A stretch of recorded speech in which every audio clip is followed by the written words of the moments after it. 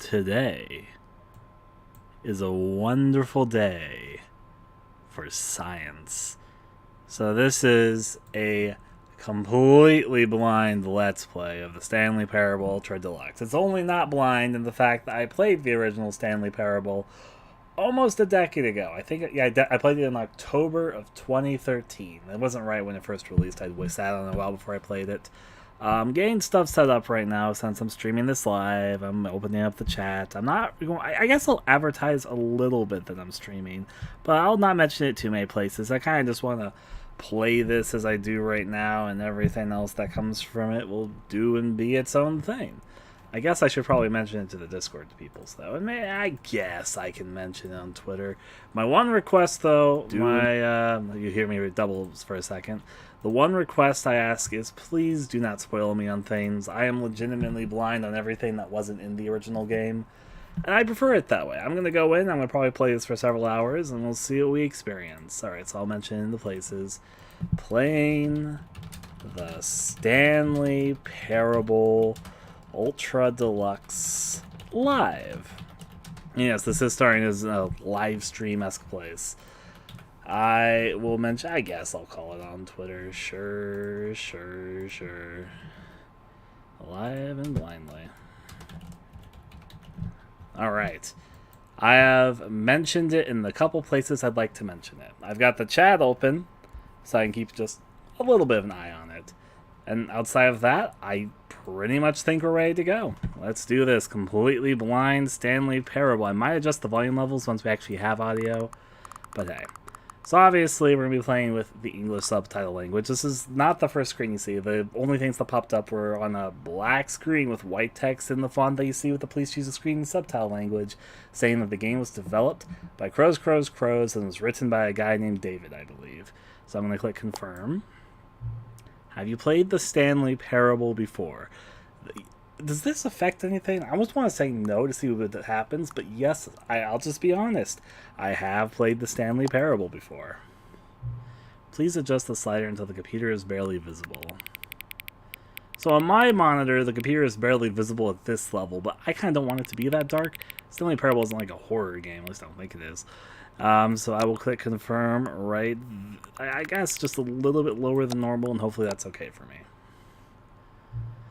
Please, oh, like they don't have an auto time detect system? Or maybe they just want to confirm it because people can bullshit their time. But currently, since it says PM over there, it is 7-11, but I'll put it to 12. 7-11 is actually my birthday, July 11th. It's easy to remember because it's the 7-Eleven convenience store. But anyways, no, but it should be 7:12 in just a second. Let me, in fact, look at the clock. The clock says, oh, it just turned 12 right when I said that. So that's good. So yeah, confirm it's 7:12 right now, PM. No, accessibility settings can be accessed from the main menu. I see. Okay, yeah, I'm ready for this. I bet this won't be do very well because I'm doing this very out of the blue, but I'm excited for this, like legitimately. I love the original Stanley Parable. It stuck with me, despite the fact that I have not really done too much with it since I originally played it back then. I've been excited for this since it was announced. It came out a few days ago. I've been a little bit busy the last few days, so I decided, hey, I'll just play it this evening. Let's first look at settings. Field of view, mouse sensitivity, I'll crank up just a little bit and see how it feels inside the game. Camera sensitivity, hopefully that's fine. Invert, no. Controller vibration, turn that off. I'm not going to have to deal with that. One-handed walking. Hold left right smell button to walk. That's kind of interesting that it's there. It's an accessibility thing. Presentation, I'm playing in English. I do want to see subtitles. Yeah, the subtitles seem like good size. They even have subtitle options. I can tell that they took some time putting accessibility options. Hello there, Belum. Subtitle size, subtitle background opacity. Yeah, honestly speaking, I think that subtitle settings, if possible for developers to include, are great to include. My honest opinion. Accessibility, show translation labels, show color labels, show content warnings. So enables translate labels on top of in-world text. I see, so there's like a translation question. Show color labels, enables additional text next to gameplay critical colors. That's interesting. Show content warnings. Enable content warnings about an option to skip some that deals with suicide, trauma, and mental health issues. All good things to have, I would say. Next up is the video. I don't like these things. Yeah, we're playing in full screen. The resolution seems fine. Can't go, nope. So yeah, seems all good to me. Controls, simplified controls, interesting, but I'm okay. jump, interact, left crouch. Alright. I don't think you could crouch in the original Stanley Parable. Correct me if I'm wrong, but I definitely do not recall... I recall the fact there wasn't a jump button in the original Stanley Parable. I know that for a fact. I remember very vividly, I was like, oh wow, you can't crouch in, or you can't jump in this game. So, jumping was definitely not in before, and crouching I don't think was in either. In fact, jumping might break some things about the game. Is there like a section you jump? Can you just always jump? Is that new? I know that sounds like a very small thing, but jumping would actually change some things about Stanley Parable, because it was deliberately designed for me not jumping. I'm now morbidly curious. Okay, begin the game. Also, yeah, they got the... You can actually see my... You guys probably can't see my mouse cursor on the screen because of how I'm recording it, but you can see my mouse cursor and how I'm doing it there in the little screen in the screen. I'm going to begin the game. Yeah, let's do this. I'm ready for this. I'm excited for this. I'm ready to be Stanley. Never the end is never the end is never the end is never the end. Alright, so I'm going to play as much as I can right now because I'm excited for this. This is the story of a man named Stanley. Stanley worked for a company in a big building where he was employee number 427. Employee number 427's job was simple. He sat at his desk in room 427 and he pushed buttons on a keyboard. Orders came to him through a monitor on his desk, telling him what buttons to push, how long to push them, and in what order. This is what employee 427 did every day of every month of every year. And although others might have considered it soul-rending, Stanley relished every moment that the orders came in, as though he had been made exactly for this job. And Stanley was happy. And then one day, something very peculiar happened. Something that would forever change Stanley. Something he would never quite forget. He had been at his desk for nearly an hour when he realized that not one single order had arrived on the monitor for him to follow. No one had showed up to give him instructions, call a meeting, or even say hi. Never in all his years at the company had this happened, this complete isolation. Something was very clearly wrong. Shocked, frozen solid, Stanley found himself unable to move for the longest time. But as he came to his wits and regained his senses, he got up from his desk and stepped out of his office. Right. I also recall in the original game, if you don't step out of your room for a little bit, something happens. Why did it ask me for my computer time? Oh, wait, no. That's not my time at all. Did I put the time in wrong? I don't know, whatever the case. I'm here for the moment. 427. Oh, yeah, I forgot that when you press the E button in the rack, makes like keyboard typing sounds, which would kind of the implication that, Stanley's just been sitting on his computer this whole entire time. I remember probably don't really interact with too much. Oh, I should look at the game's achievements, see if it sells like the same achievements or new ones, because there was an achievement for gaining achievement. And yeah, you can crouch. Could you crouch? Okay, I can't jump. Maybe you could crouch in the original Stanley Parable. I don't trust my memory that you couldn't crouch. Maybe you could, maybe you couldn't. You definitely can now, but they're not letting me jump yet. So jumping is probably for a very specific thing later. I know, but I just want to see. I'm also going to see what happens if I just linger here for a bit, because I remember the door closes and you get like an ending, like a really brief ending, but one of them if you just stayed here originally. I'm just looking at the clock. What time does it claim it is? Claims it's like 3:57? I guess I can take this moment to look at the achievements. You guys can't see the achievements, but I can see them. So there's 11 achievements. None of them are hidden. So it says, get your first achievement. Award it for gaining any of the other achievements as your first. Beat the game. Complete the Stanley Parable. What does that mean? Like beat 100% or just get in the ending? Test achievement. Ignore. Please ignore. Test achievement description. Replace this. It just shows like the Steam Air thing. Welcome back. Quit the game and start it again. You can't jump. No, seriously, we disabled it. Committed or commitment. Play the Stanley Parable for the entire duration of a Tuesday. I see. 8. It's just a lot of 8s. Click on door 435 times. Yeah, that achievement's still ends right. Go for that pretty early in. Speed run. Complete the Stanley Parable under 4 minutes and 22 seconds. That includes loading times. Settings, world champions. All the achievement sliders in the menu to all the available numbers. Super go outside. Don't play the Stanley Parable for 10 years. Yeah, okay, so the achievement's pretty much... Why is the door not closing on me? Like, I very, very vividly remember that being a mechanic, because it happened to me the first time I played the Stanley Parable, because I was here trying to look at everything, and then it closed on me, and then just... What did I just do right then? What was that? Was that like a... Hold on a second. Oh, if I hold down the left mouse button, and then press this, I move forward. So basically... it's like an auto move button that's just kind of on my... I'm not touching my arrow keys. This is just a way to play the game, I guess. It's for accessibility options for people that have harder times with buttons. I don't want to linger in here for too long. I'm excited to check out the actual stuff. I'm smashing a spacebar button to see if they let me jump. Oh, yeah, I got the achievement. You can't jump. You got my first achievement. That's what I wanted. All right. I'm going to step out and step back in. Are these... Is this no longer a thing? I know for a fact in the original game, if you stayed in here for too long, or if you walked out and walked back in, they would trigger you into an ending. Whatever, I guess we'll just go forward. So, all of his co-workers were gone. What could it mean? Stanley decided to go to the meeting room. Perhaps he had simply missed a memo. Yeah, we'll do the stuff which I know I can do. I have some memory of the original game. Stanley went around. No matter how hard Stanley looked, he couldn't find a trace of his co-workers. I'm just looking. Don't mind me. I'll do this achievement because I'm here. Oh, please. Are you really just doing this for the achievement? Click a door 5 times. Is that all that you think an achievement is worth? No. I can't just give these merits away for such little effort. A measly 5 clicks. Now suppose you were to click the door 20 times. I would say that's the kind of effort that warrants recognition. So I'm going to say this. They mentioned that even though this originally seemed like the original Stanley Parable, I can tell there's a few small differences. And also the other thing is that they have confirmed they remade the game from scratch into the new engine that they were porting to, which I believe is Unity. The original Stanley Parable was done in the Source engine. I believe this one was done in Unity, but I might not be correct about that. But I'm already noticing a few differences. Outside of the door closing thing, you can also hit doors a lot faster than you used to be able to click them.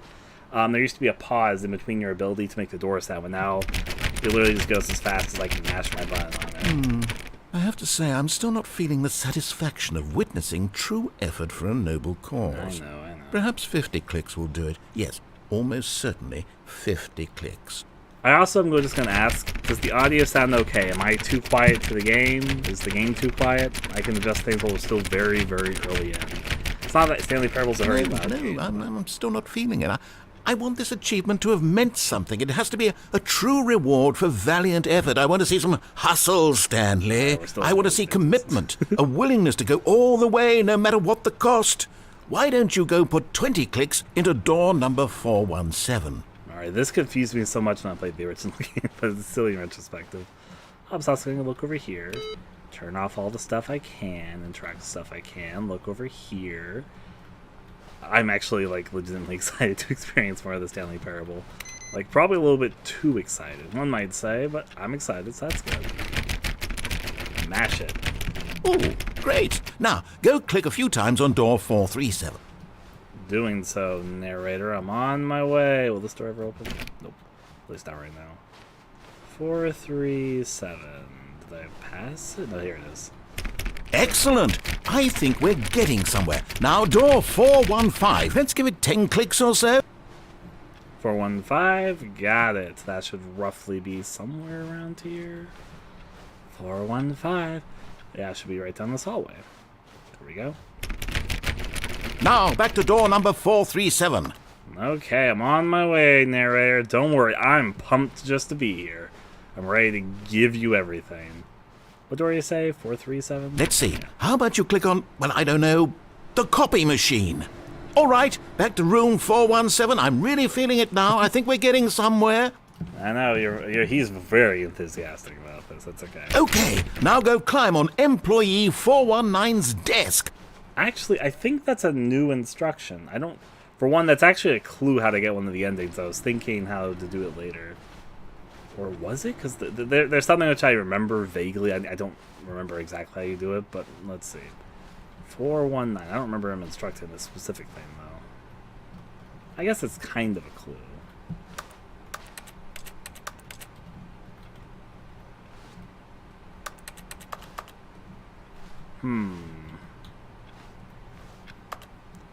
How do you get on top of 419's desk?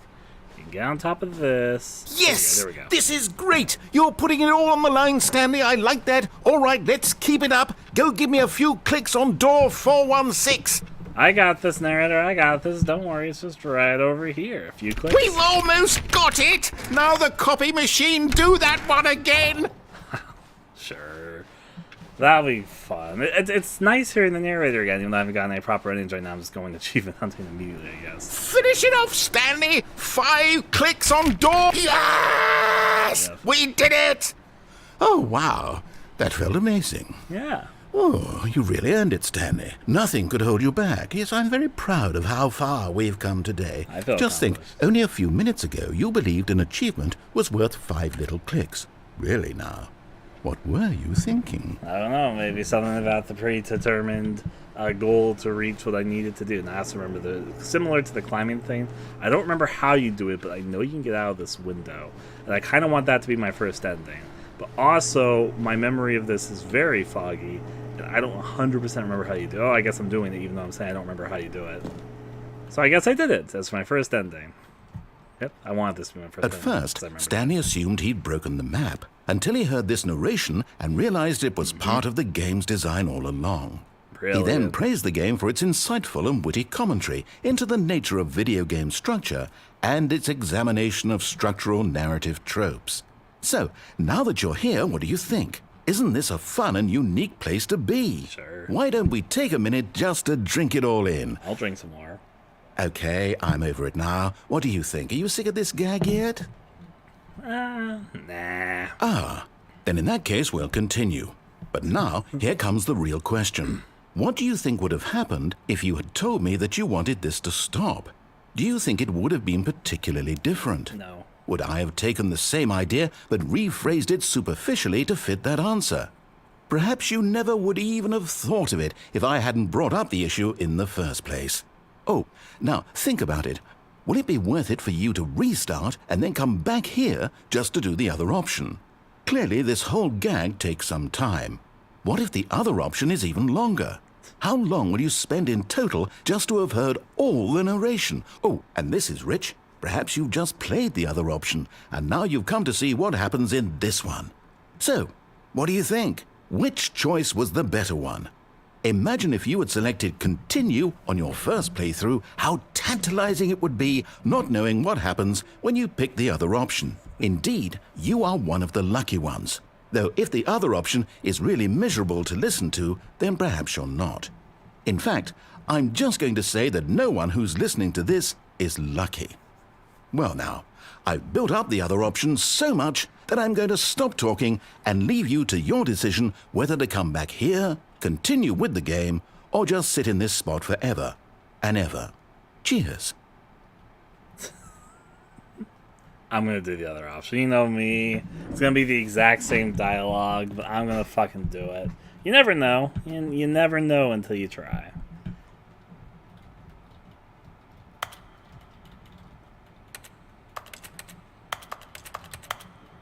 I like how it doesn't make the button clicking noise, actually, the things I can interact with.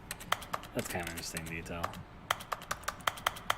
Okay, so part of me wants to wonder if anything would happen if I stick here long enough, but I feel like probably not. So, begin the game again.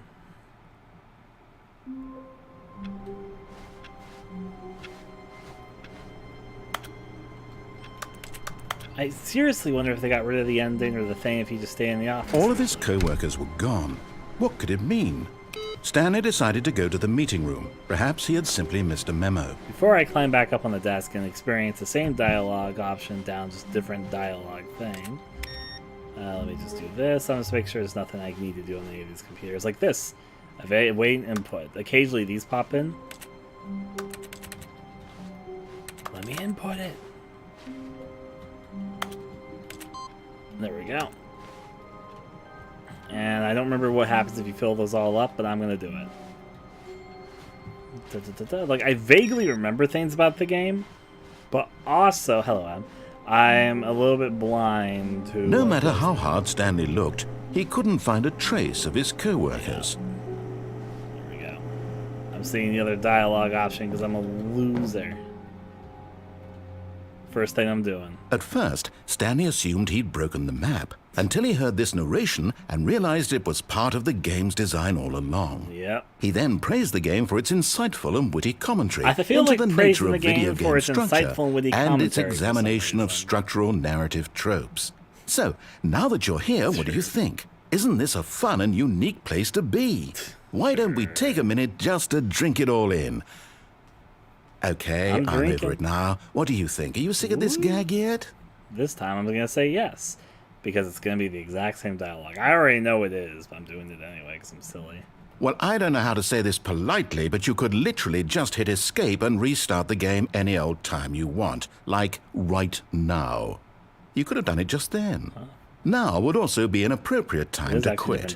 Any of these points and so many, many more, all of them are appropriate. I'm enjoying what seems to be an internal conflict going on where you are literally unable to act on your own desires to restart the game. So, just to push the envelope, I'm going to try and make this as miserable as possible and see how long you can maintain. Sure. Oh, musical.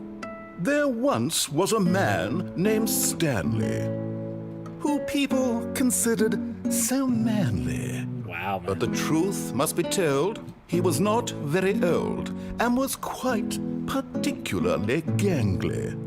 What Stanley liked most was buttons. He pushed them like some kind of glutton. He did it all day in a meaningful way, but his brain had long ceased to function. Which is why he is in this parable and lives an existence quite terrible. Yeah, and if you are not strong and keep playing along, you too will become quite unbearable. Yes. You too will become quite unbearable. Thank you, narrator. Don't mind me, I'm just experiencing the void. I would say, yeah, the yes option was, in fact, better than the no option. I just expected it to be the same dialogue, so I'm a little bit surprised. Honestly, worth it. Also, why he says it's as unbearable as possible, but that wasn't that unbearable. It's actually pretty nice. I'm assuming I'm supposed to quit now that the song's over, but I'll just see if anything happens in a second. I'm a person that likes to experience things as thoroughly as I can. For the record, I have no... okay, so I'll use this opportunity to talk a little bit about this. As I said, I played the original Stanley Parable, but it was almost a decade ago. I played it in October of 2013, so about 9 years ago, give or take. And I remembered a little bit of the game because I had uploaded the older version very recently just because I knew this was coming out. I don't know any of the new stuff, and my memory of the original game outside of some parts I rewatched are foggy.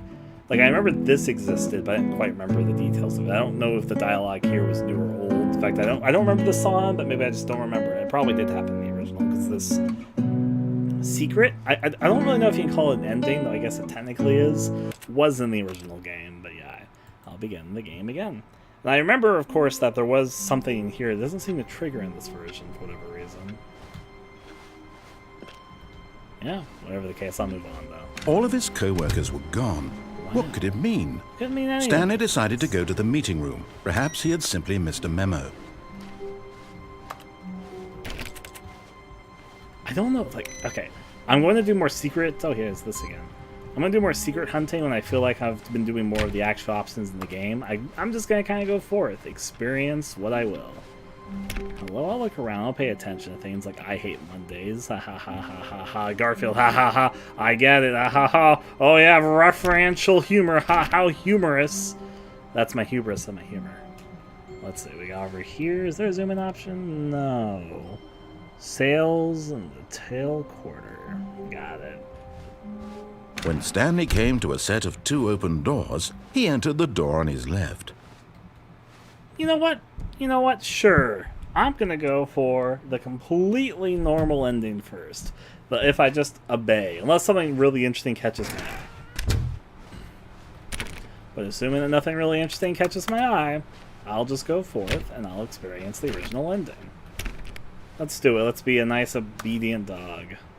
Yet there was not a single person here either. Feeling a wave of disbelief, Stanley decided to go up to his boss's office, hoping he might find an answer there. Do not alter without consulting whiteboard manager. These are in a nicer resolution, I can say that. Meeting room, floor 4XX. Group, cabal planning. Meeting schedules, weekly target admin. I guess it's targets admin. Marketing Mondays. Oh, that made me laugh. 451 driving, like it's like D or private time. It's D5. It's D5. Okay, it's 451's private time. We have group 40X. We have group LSX. We have whatever that says. This box is to what? To space? It's like SA something CE?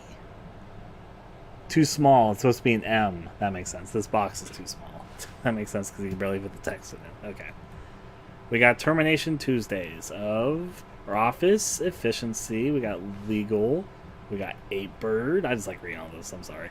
Boss's inspection. Financial panic meeting. We're broke Wednesdays. IT department. Scratch out mergers. Ideas plus development. Preview. I guess it's pre-review of weekly review. That's actually pretty funny. Weekly review. Parking floors or pranking floors meeting. What to do about 432. Don't tell 422 about the meeting or 432. I don't know. Group office party, and then times for all of those. Honestly, sounds pretty science and office and business to me. Everyone is unique. You most of all. Yeah, okay, buddy. I'll look at the slides. Number of slides on this slide. Slides, charts, and slides. I remember this bit enough. I'll look through this room because I'm only going to do it once, so I'll take a sip of water. Rate at which the charts on the same slide depict the same information. And there's all the charts and slides and market reports you need. Rate of increasing graphs per slide. Wow, they really are increasing the graphs. Please, no more charts. I'm begging. Stop. The boss appreciation minute. On your boss appreciation minute worksheet, circle the top 20 things you love most about your boss. Fill out and triplicate and return to your boss appreciation squad. Solving interpretation or interpersonal conflict. You ever find yourself in conflict with another diligent employee like yourself, but more inclined towards conflict unless you're the kind of person who initiates I can't read all that. What are your dreams for the future? Nature, success, metamorphosis, travel, spring break, hope, less air, comatose, pollution, football, plant life, a boat, charts, mitosis, talk radio, transcend. Tips for not getting fired. Talk less. Do unbelievably amazing work at the time every day with no or expectation of promotion or recognition. Don't get fired. Yeah, pretty accurate. How to solve a dispute with a coworker. Let it ball up inside of you. Take it out passive-aggressively on other coworkers. Resent coworkers for not supporting you more. Wow. Productive. Using slides to assure employees that everything is okay. Make sure your slide has a slick blue graphic in the header and throw some bevel on all the text. This will ensure a calm and productive work environment. Everyone, okay, so now I'm going to loop it, but I want to read the things I missed for a second before.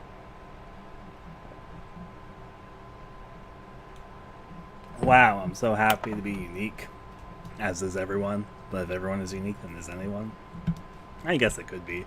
Depends on the scale of what you're, like, not even the scale, the perspective that you're looking at with. Look at this slide chart ratio. The more slides there are on a chart, the more charts per slide. I'm just going to find out this is all this. Now the thing I'm going to read, which I wasn't able to read before, after the boss appreciation specialist. What a position. I'm sure whoever works that job's really happy about it. Okay.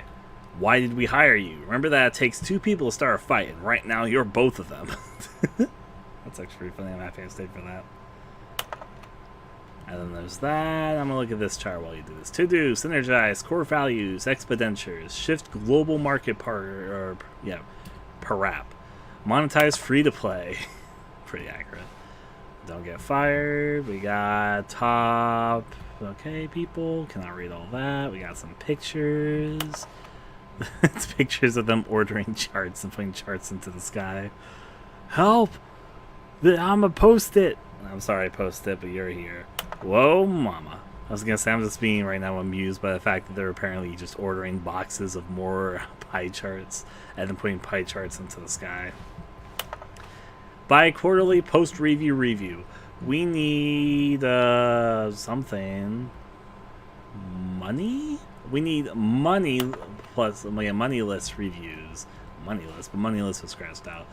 402 plus 405 want to get rid of the death sport portion in the primary review schedule, but I think that's a stupid idea. More water coolers, more water cooler heaters. Charts need to be more hip to appeal to a teenage demographic. Find teenagers to put in teenage demographic. Big net, some sort of child trap. Then we have teenagers, size of demographic, spare space between the teenagers, a lot of percent. Throw something in the ideas bin. 9. Okay, let's see if I can read this. 10. No more bins. Trash cans. 2. Renaming of the idea bin. 3. Fixing of me. Firing of me, maybe? Is that fixing?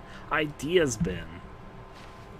Alright, then we got all these charts and graphs. Wow, they're doing a lot of businessing over here, I can see. I can really tell the effort put in. Okay, did I read this? No, I did not read this. Targets. Push for funding for R+D of new coffee machines. Standard graphics. 40 times wide. Ongoing. Not cost efficient. Get Chris out of the broom closet. Synergize people or paper. Yeah, synergize paper. Hire someone to synergize paper. Papers are too synergized. Fire paper guy. Hire somebody to fire the paper synergizing guy. Who moved my desk? Please keep the targets on the topic of smudged out. The future of you was yesterday. Tomorrow is now. Tomorrow, complete today's unfinished agenda items. Right next day's agenda. Reflect. Employees 417 to 405, 491 to 416, 431 gym. I guess 431 is just gym. Now I know. Okay. Now the broom closet. Broom closet. Stanley stepped into the broom closet, but there was nothing here, so he turned around and got back on track. Why is it like speaking to my right ear with that one? There was nothing here. No choice to make, no path to follow, just an empty broom closet. No reason to still be here. But I'm here. I'm here, boss. Put me on the team. I remember this bit. But, you know, it's part of It was baffling that Stanley was still just sitting in the broom closet. He wasn't even doing anything. At least if there was something to interact with, he'd be justified in some way. As it is, he's literally just standing there doing sweet FA. I mean, you gotta appreciate the wall tiles. Look at that. Look at those pixels. I can almost taste them. Are you really still in the broom closet? Standing around doing nothing? Why? Please offer me some explanation here. I'm genuinely confused. I think it's a little bit more comical how low poly the broom is. Like, I understand that, you know, making an actual broom. You do realize there's no choice or anything in here, right? If I'd said Stanley walked past the broom closet, at least you would have had a reason for exploring it to find out. But it didn't even occur to me because literally this closet is of absolutely no significance to the story whatsoever. I never would have thought to mention it. You know, because I'm sitting here with your narration looking at this broom, I'm sort of noticing it's like a part. Maybe to you this is somehow its own branching path. Maybe when you go talk about this with your friends, you'll say, "Oh, did you get the broom closet ending? The broom closet ending was my favorite." Of course. I hope your friends find this concerning. I'm noticing that there's part of like the broom thing that's like very vaguely clipping to the top. And that Stanley makes was it fat better. and ugly and really, really stupid. Well, thank He you. probably only got the job because of a family connection. That's how stupid he is. That or with drug money. Also, Stanley is addicted to drugs and hookers. Wow.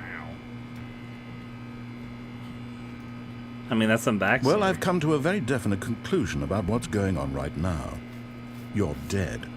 You got to this broom closet, explored it a bit, and were just about to leave because there's nothing here, when a physical malady of some sort shut down your central nervous system and you collapsed on the keyboard. Accurate. Well, in a situation like this, the responsible thing is to alert someone nearby so as to ensure that your body is taken care of before it begins to decompose. Hey. Hello? Anyone who happens to be nearby? The person at this computer is dead. They have fallen prey to any number of your countless human physiological vulnerabilities. It's indicative of the long-term sustainability of your species. Please remove their corpse from the area and instruct another human to take their place, making sure they understand basic first-person video game mechanics and filling them in on the history of narrative tropes in video gaming, so that the irony and insightful commentary of this game is not lost on them. All right, when you've done that, just step out into the hallway. Funny. Now, I'm going to do one thing for myself very briefly. The game actually sounds a little bit quiet to me, but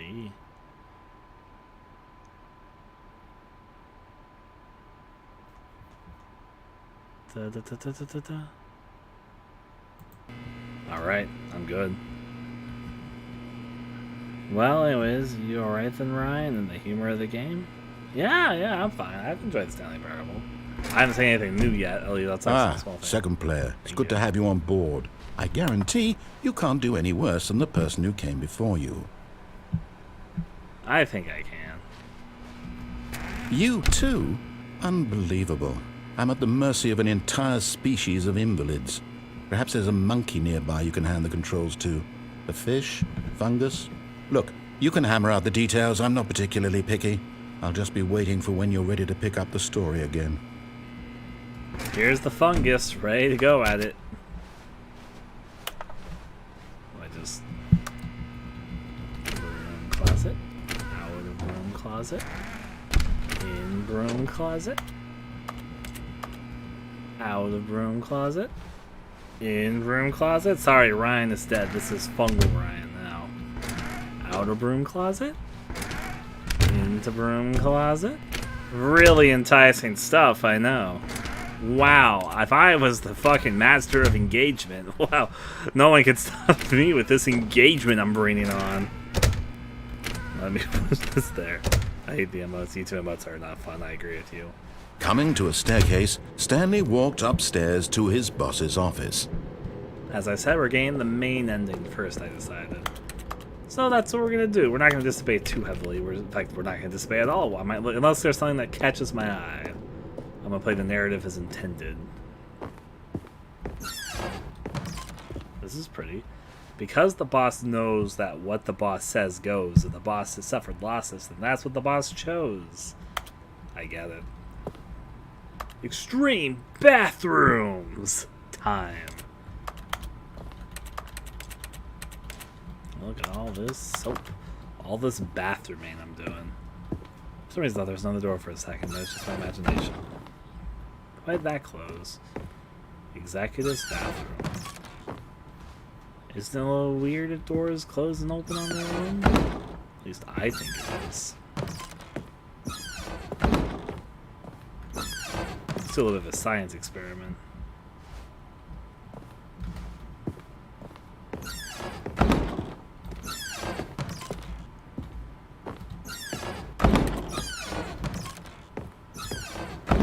What type of poltergeistery bullshit is this?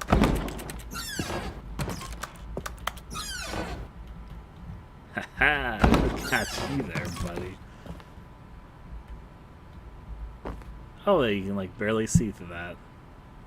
Huh. There that goes. Now that closed. Everything closes behind me. Boo-hoo me. Alright, how about these doors? There's two ways for me to go. I'll say here we can look at this book of the beige pages. Not the yellow pages, the beige pages. We got business time for all of my business needs. I'll go in here just because I'm kind of curious. elevator, indoors monthly, time, graphs. Holding a panda at gunpoint as a business strategy. I'm curious what business they're performing.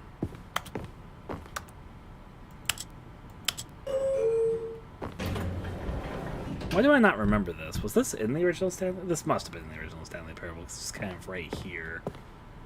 I really don't actually remember this elevator. But this isn't the main path. I believe the main path is over here. I'll deal with that later. Stepping into his manager's office, Stanley was once again stunned to discover not an indication of any human life. Shocked, unraveled, Stanley wondered in disbelief who orchestrated this. What dark secret was being held from him? What he could not have known was that the keypad behind the boss's desk guarded the terrible truth that his boss had been keeping from him.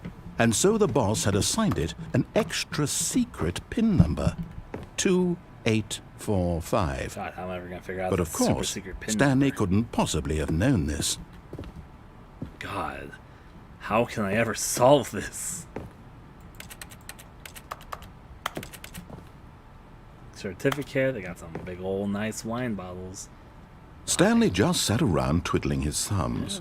Trying to input anything on the device was useless, since he could never possibly know that the combination was 2845.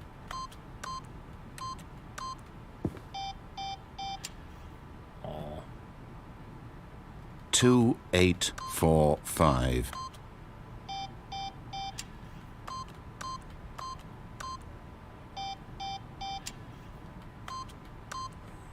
how can I ever solve this? Forgot, but it turns out that the panel's emergency override kicked in, and the door just opened all by itself, and Stanley got the hell along with the story. Well, whoop-de-doo. Wow, whoever suspected that would happen. I gotta say, not exactly how I expected things to go about, but then again, how could I possibly have known the combination of that lock number? There weren't even any notes around. I'm going in here now. Look at these boxes. Generators. I always like how these things look. They just kind of look like they're angry that you're here. I don't know how to describe that, but I can barely see. But that's okay. I'm mashing the E button in here. Let's go down the creepy, totally non-ominous red-looking elevator. Down I go. Where will I stop? Even I don't know. Loading, loading, loading, loading. Descending deeper into the building, Stanley realized he felt a bit peculiar. It was a stirring of emotion in his chest, as though he felt more free to think for himself, to question the nature of his job. Why did he feel this now, when for years it had never occurred to him? This question would not go unanswered for long. You can go back up? Whoops, nope, never mind. Stanley actually got back into the elevator and went back up. Silly me. Why did Stanley do that when he knew that it would just lead back to his boss's office? Well, that's a great question. I just can't wait to find out. Yeah, I don't remember if they let you do that originally, but we can do it. Is this like an ending path, or is this something else different? I said I would do the original path, but it's that. Here we are, Stanley. It's your boss's office. Exactly the way it was before you got onto the elevator. It's still just exactly what it is. What a decision you've made to come up here and look at the office again. This has fleshed out the plot of the story in new and fascinating ways I could have never anticipated. It's that keen eye for storytelling that you have. Thank you. An incisive rapid fire of critical plot points, one after the other, weaving a rich tapestry of uncompromising narrative. Wow. I'm bolted to the edge of my seat. I'm very happy he's enjoying this. What? You think it's anything more if I just stay here, or nah? I don't think it's actually gonna lead to anything, but I'll do it.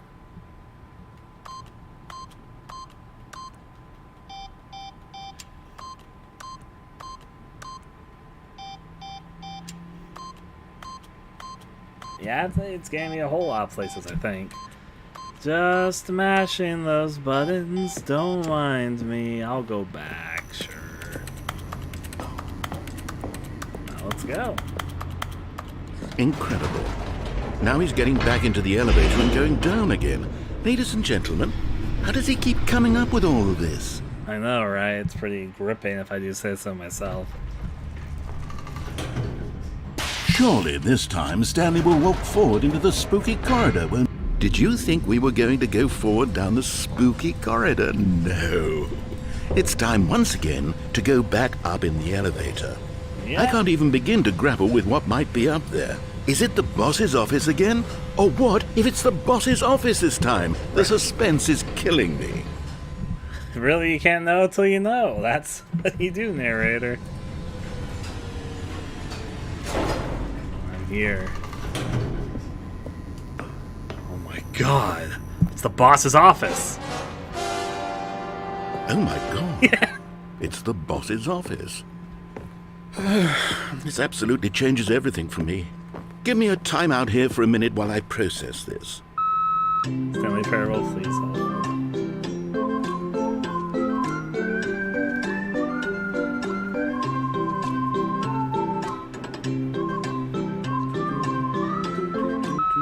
Okay, I'm ready. I'm prepared to embrace this stunning revelation and to move forward with... No!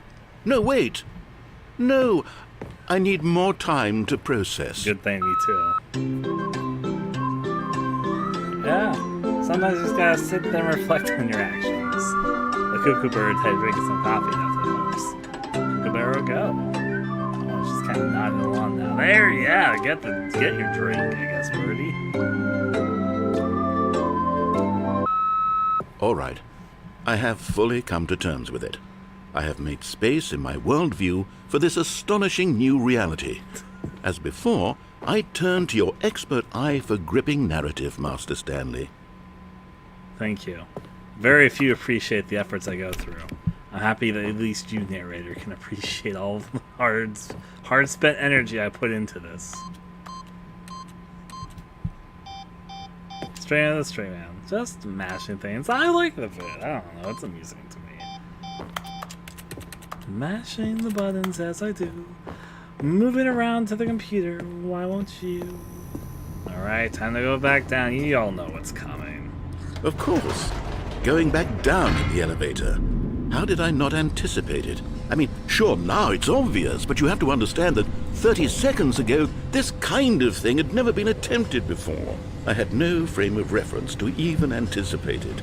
That's just how revelatory Stanley's decision-making is. A breath of fresh air in a landscape of storytelling that has grown stale and repetitive. Sure. Wait, is he going to disable the elevator, or you think he's going to let me do it this time?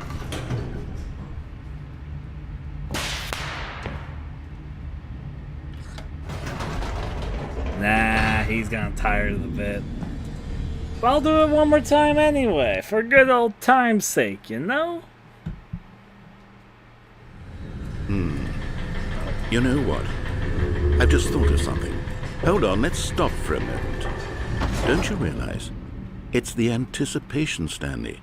You and I, we have no way of knowing what will be at the top of this elevator. But the suspense, the agony of waiting and anticipating and having to guess, that's the real thrill. Oh, I simply don't want to let that feeling go. It's so precious, so fleeting.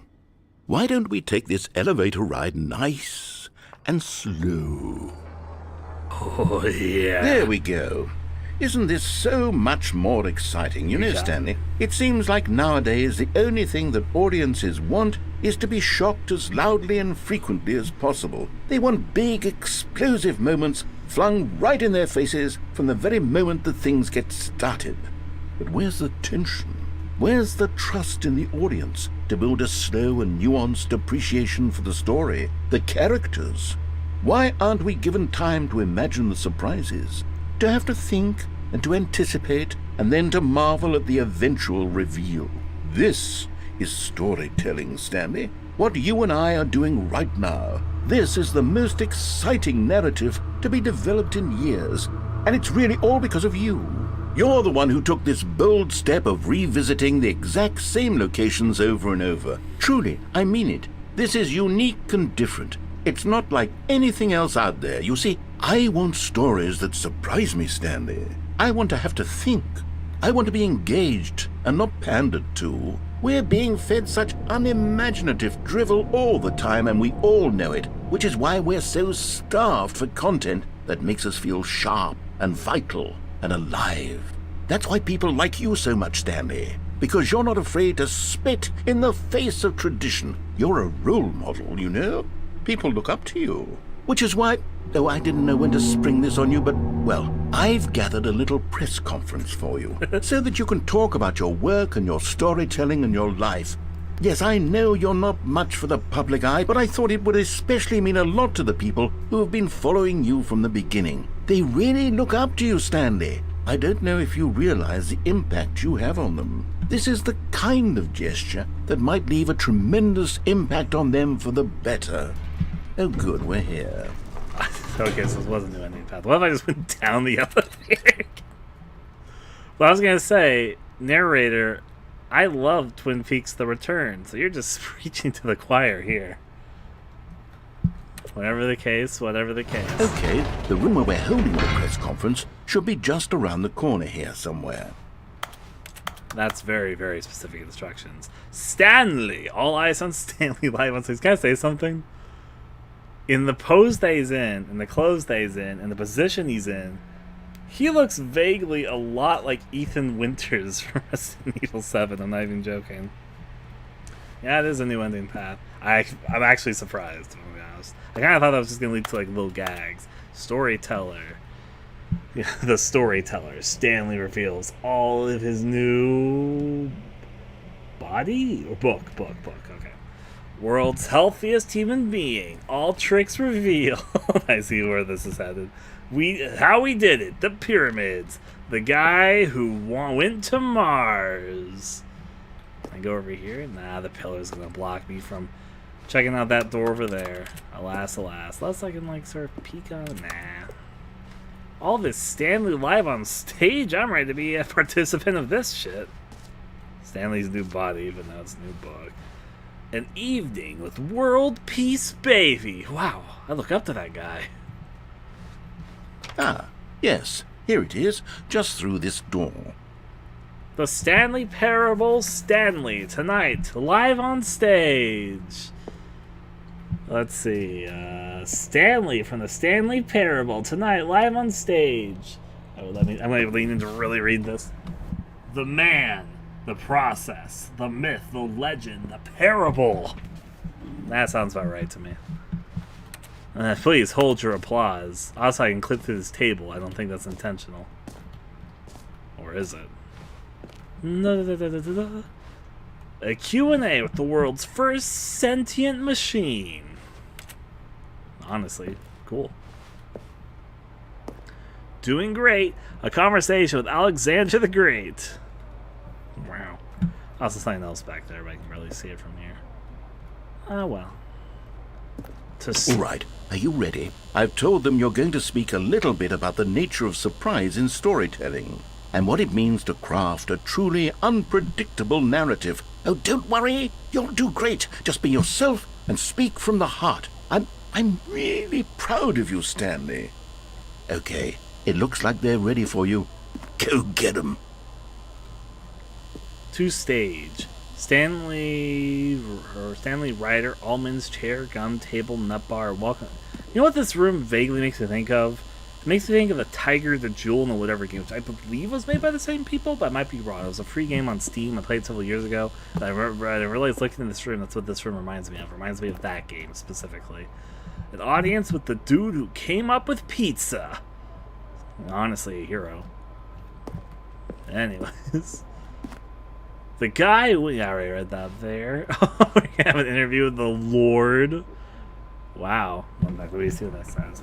Feature, keynote speaking with the Lord, meet and greet. Wow, even God was here. You got big shoes to fill, Stanley. Ah, it's my seat for 427. And look, it's a picture of the one ending. Congratulations, Stanley. Remember where you came from. Your co-workers. They have a picture of the ending I was originally going to be going towards, but I stopped here. I can't believe I wrote a book. So we got a lot of notes here. Break a leg, champ. Your boss. Stanley. I'm going to read this love note. Stanley, my true love for you grows every day. You make me feel alive. Your wife from the apartment ending. Oh, it's my wife from the apartment ending. I haven't gotten that in this version yet. But I'm happy she's here to congratulate me before I even experience that. Wish you were here from the freedom ending. Yeah, we got adventure awaits. There's a lot of ending references in this room, of endings we haven't experienced yet in this version. Narrator Airlines, NA offices. I went to the mind control facility. All I got was this lousy sticker. 427 4278.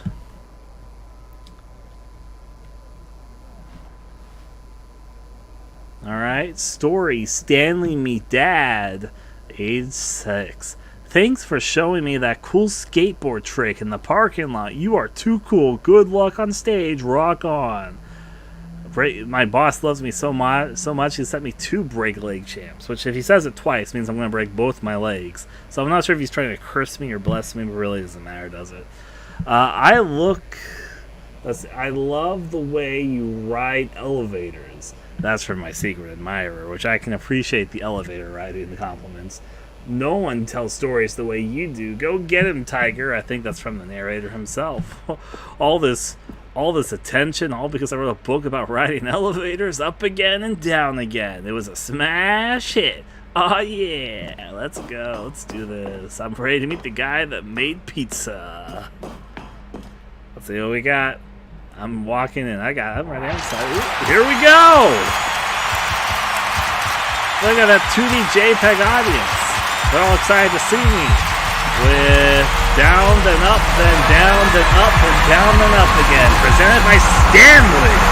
My face is everywhere. I think I'm going into a war PTSD episode. Don't mind me. That was the... No, the narrator's not talking. Something's up with this. All of his co-workers were gone. What could it mean? Is that all the endings? Stanley decided to go to the meeting room. Perhaps he had simply missed a memo. No matter how hard Stanley looked, he couldn't find a trace of his co-workers. Well, that was the thing. That ended so abruptly. Just mashing on things, don't mind me. Okay. Now I'm actually going to do the proper ending. I said I would last time, but I just wasn't prepared When for that. Stanley came to a set of 2 open doors, he entered the door on his left. Look at me being a good boy. I'll go over this way. I'm doing great. Yet there was not a single person here either. Feeling a wave of disbelief, Stanley decided to go up to his boss's office. Coming to a staircase, Stanley walked upstairs to his boss's office. That's what I'm doing. Actually, let me first check, make sure there's nothing different about the bathroom. Hello, bathroom. Bye, bathroom. And there we go. Honestly speaking, I'm wondering where all the annoying bee noises are. Stepping into his manager's office, Stanley was once again stunned to discover not an indication of any human life. What could it mean? Stanley wondered aloud to nobody. 8. He began wildly tearing through papers on the boss's desk, pulling books off the shelf, I gotta looking cheat behind for that for a paintings, desperate for clues to his situation. But his attention was caught by a keypad behind the boss's desk. What could its purpose be? In fact, this keypad guarded the terrible secret that lay buried below his feet. And so the boss had assigned it an extra secret PIN number, 2845. Let's see if I But can of course, Stanley couldn't possibly have known this. Yep. Yet incredibly, by simply pushing random buttons on the keypad, Stanley happened to input the correct code by sheer luck. Amazing. 2845. He stepped into the newly opened passageway. Thank you. I'm trying my best. I'm not going to do the elevator again. I'm actually going to do the elevator. Let's see how it goes for us. Down the elevator we go. I'm going to remember 2845 because I'm going to try to do the speedrunning achievements. Yep. Stanley walked straight ahead through the large door that read Mind Control Facility. Not the escape route, to the mind control facility. Again, we're playing the proper story first. Wow. I wonder what this button does. The lights rose on an enormous room packed with television screens. What horrible secret did this place hold? Stanley thought to himself. Did he have the strength to find out? Well, the answer to that is a resounding... Ooh, yes?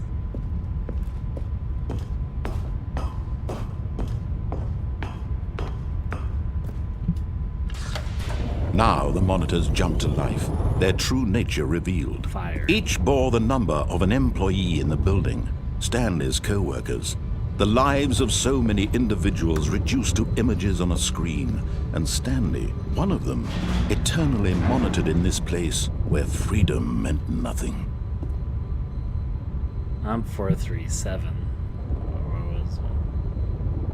What was I 427? Just looking at the fun of it. Okay. Don't mind me, I'm just mashing things. What's that blue thing over there say?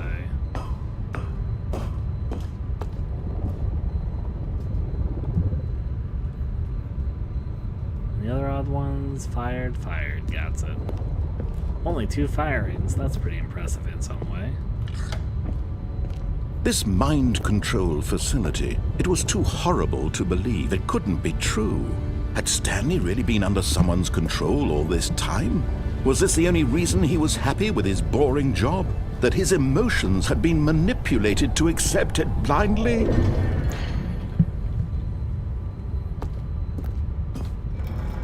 No, he refused to believe it. He couldn't accept it. His own life in someone else's control? Never! It was unthinkable, wasn't it? Was it even possible? Had he truly spent his entire life utterly blind to the world? I mean, maybe. We're just experiencing the main story right now. Let's get it out of the way. I'm also going to try and do a speedrun for it shortly after this. But here was the proof. The heart of the operation. Controls labeled with emotions. Happy, or sad, or content. Walking, eating, working. All of it monitored and commanded from this very place. And as the cold reality of his past began to sink in, Stanley decided that this machinery would never again exert its terrible power over another human life.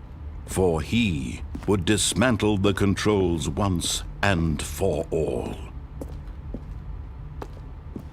I'm assuming in the facility power. Power to the facility. If I go up here... Now let's go do what I'm supposed to. Mind controlling idle awaiting input. Time to be a hero, Stanley. Alas, control there. Just looking here. And when at last he found the source of the room's power, he knew it was his duty, his obligation, to put an end to this horrible place and to everything it stood for. Sure. What if I put power? Now I'm gonna do it properly. I'm doing the proper story. Power off, easy. I'm also gonna try to do the speedrun version of this in just a second. 2845, if I remember correctly.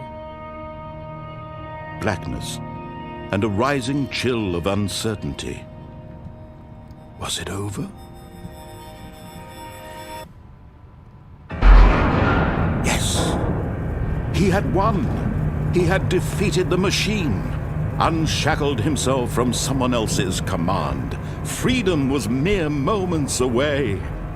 And yet, even as the immense door slowly opened, Stanley reflected on how many puzzles still lay unsolved. Where had his co-workers gone?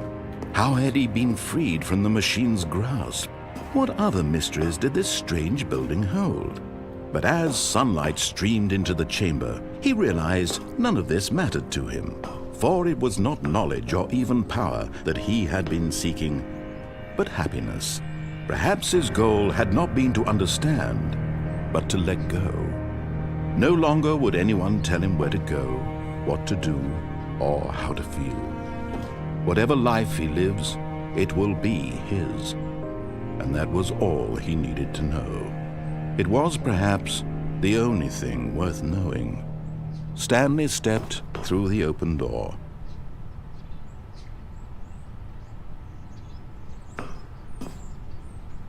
Stanley felt the cool breeze upon his skin, the feeling of liberation, the immense possibility of the new path before him.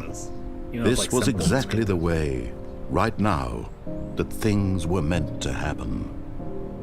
And Stanley was happy. The sounds had a lot to it, I think. Regardless, we got the main ending. Now I'm going to speed run to that point because I believe there's an achievement for it. I beat the game, got an achievement for it. 2845. So loadings include. I'm going to speed run this shit. I can't wait to tell this story to my co-workers, Stanley thought. How amusing they'll find it. Oh, won't we all just laugh and laugh at the time I thought everyone had gone missing. New content. Oh, new content? What does that mean, new content? Yeah, what does that mean? Okay, I was going to do a speed run, but the new content door distracted me. Now the speed run's ruined. Why'd you have to tempt me with new content, buddy? Just remember the code is 2845 when I get back. Except I'm not doing the speed run anymore. I'll fucking mash around with all the fucking computer monitors. Because I like to. Don't mind me. No matter how hard Stanley looked, he couldn't find a trace of his co-workers. But you know what? Am I just supposed to ignore a slightly obscure door that literally says new content right behind? Is that supposed to be ignored? 416.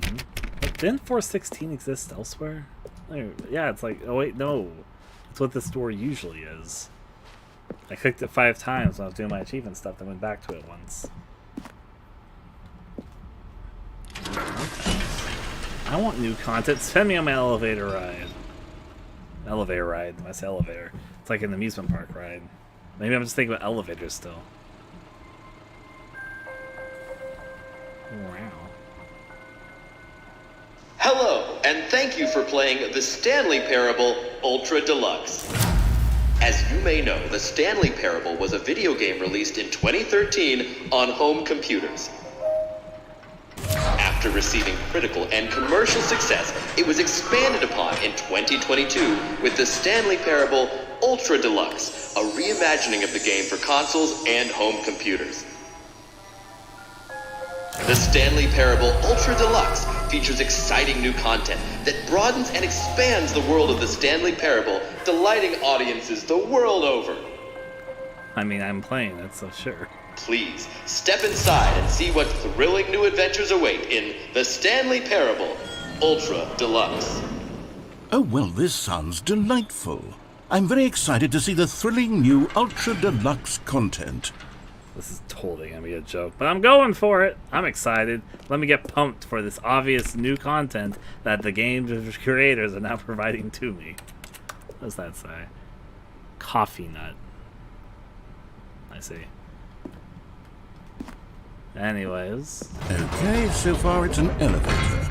Nothing special yet, but I'm sure it's just the beginning of a mesmerizing adventure.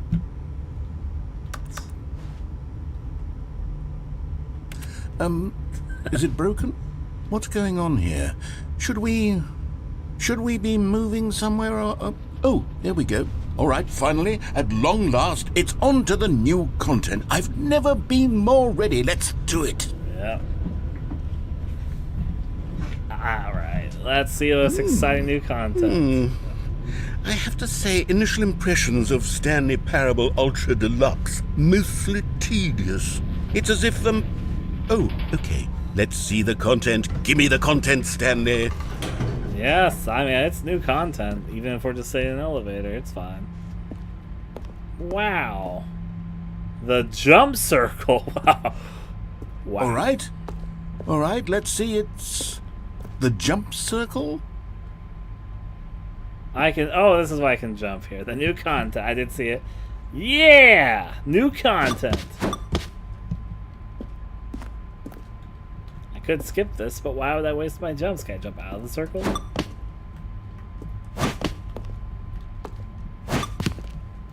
We're doing it!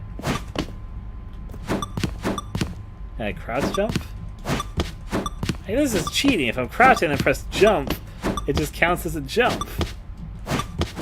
So crouch jump is not really a thing. I wasted so many of my jumps testing that. This last jump, I gotta make it count. No more jumping. I wasted my jumps. The new content, it's all plugged into this counter. Anything else in this exciting new room? I mean, there's something in the corner. Look at it. Shelves. Pretty exciting. Let's continue on to this one. What else we got? Is that it? Surely that's not all the new content. There has to be something else, right? I mean, you couldn't jump in the original Stanley Parable. That is technically new content. Goodness. Another elevator. Stanley, I have to say, initial impressions of this game are not positive. It's just elevators and jumping. Is this what passes for exciting new content? If this is new content, then I could just read you the whole dictionary. There's 20 hours of new content right there. Hell, I could count to 30 trillion. You could put that on the box. The Stanley Parable Ultra Deluxe, now with over 1,000 hours of new content. And oh wait, there's more. Very good. Yes. I knew there had to be something else. Let's see it. I'm ready for whatever it is. I'm ready for whatever it is, too. I mean, it's a nice room. I can sit here in this chair and chillax in this new content. Bask in it. Bathe in it, even. Okay. Anything in the pit? Nope, it's just a pit. Oh, sign! Thank you for enjoying the new content. That's it? Oh, you've got to be kidding me. You see, Stanley? This is what happens when greedy video game developers with no respect for their fan base rush a cheap expansion to market for no reason other than to make an easy dollar. And don't get me started on the level of craftsmanship that's gone into it. In fact, I'm looking right now at the game's achievements, and it's hard to believe one of them actually says, "Test achievement, please ignore." What quality assurance department signed off on this? I'm infuriated and I'm offended, and I intend to find these people on Twitter and hold them personally accountable. No. It's my fault, Stanley. I built up too much anticipation around the new content, I'm afraid. It could never have lived up to such expectations. If you're still with me, why don't we just reset the game, and we'll try to get back to what the Stanley Parable is really about. No frills, no gimmicks. Just you and me having a great time together like always. What do you say, friend? Friendino.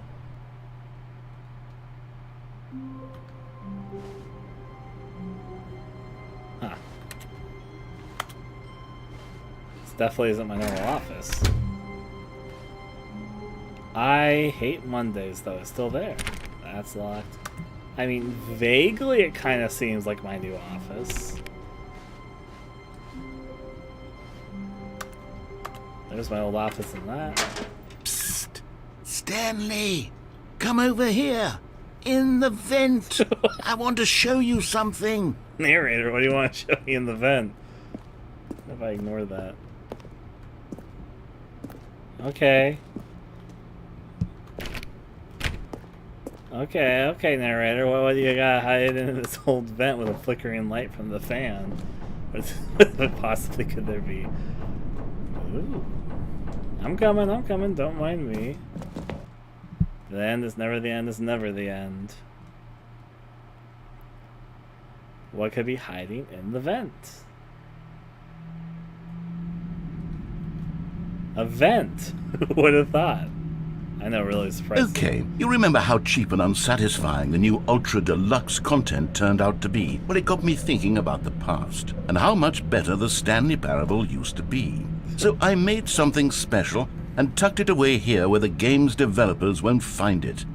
Just our little secret. Take a look. I'll do just that, narrator. Don't mind me peeking in through here. Wait, what is this? Is this a Stanley Parable? I've seen the original Stanley Parable mod, though. I did not play it myself, and I played the original Stanley Parable. I don't think it looked like this.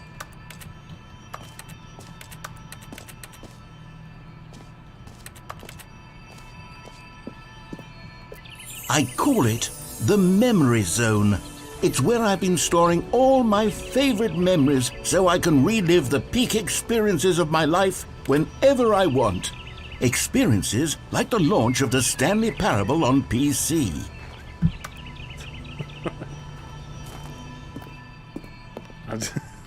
Are we gonna get narrator backstory? Is that because I don't? This is definitely something oddly out of context.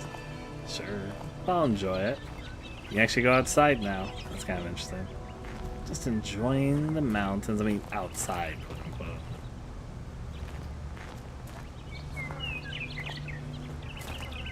That did become a black void. I was like, wait a second, did that become a black void? And the answer to that is yes. Yes, it did.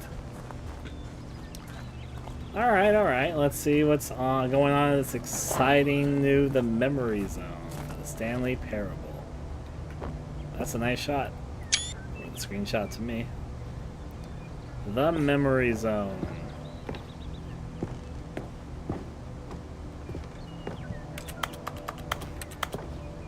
Alright, so what's in the Memory Zone?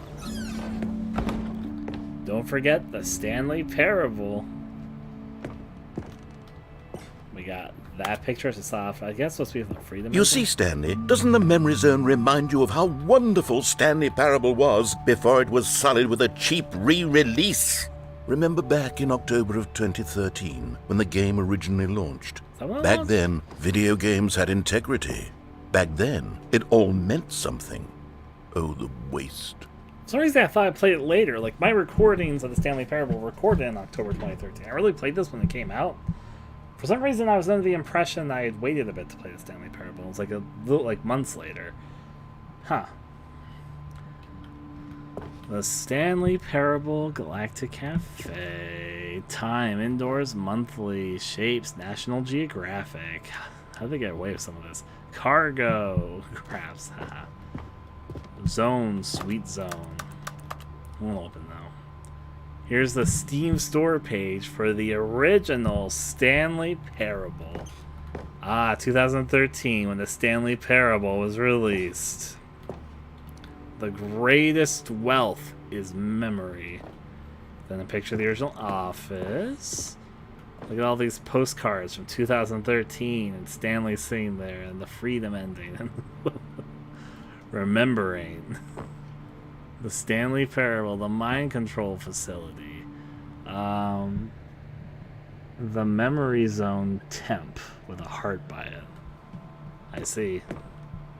It's 2030. That's not the time it is in my real life. That's okay, I guess.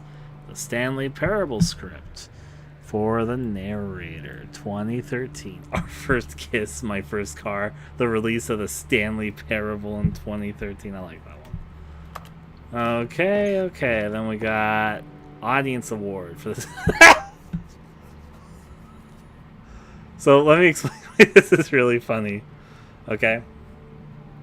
When the Stanley Parable released, it almost didn't get any recognition because it was the same year that The Last of Us released in. So the Last of Us won most Game of the Year awards, but it won the audience award in one of the main game things. And I understand the pettiness of this. It's like a joke pettiness, though, because the Stanley Parable was overshadowed by The Last of Us when it released. And so they're just giving themselves the audience award that they won. That's why I laughed at that. Let's see. The British Academy of Film and Television Art rewards to Stanley Parable, and under it you can clearly see The Last of Us in the category of story. So stupid. Give me a second, someone's calling me.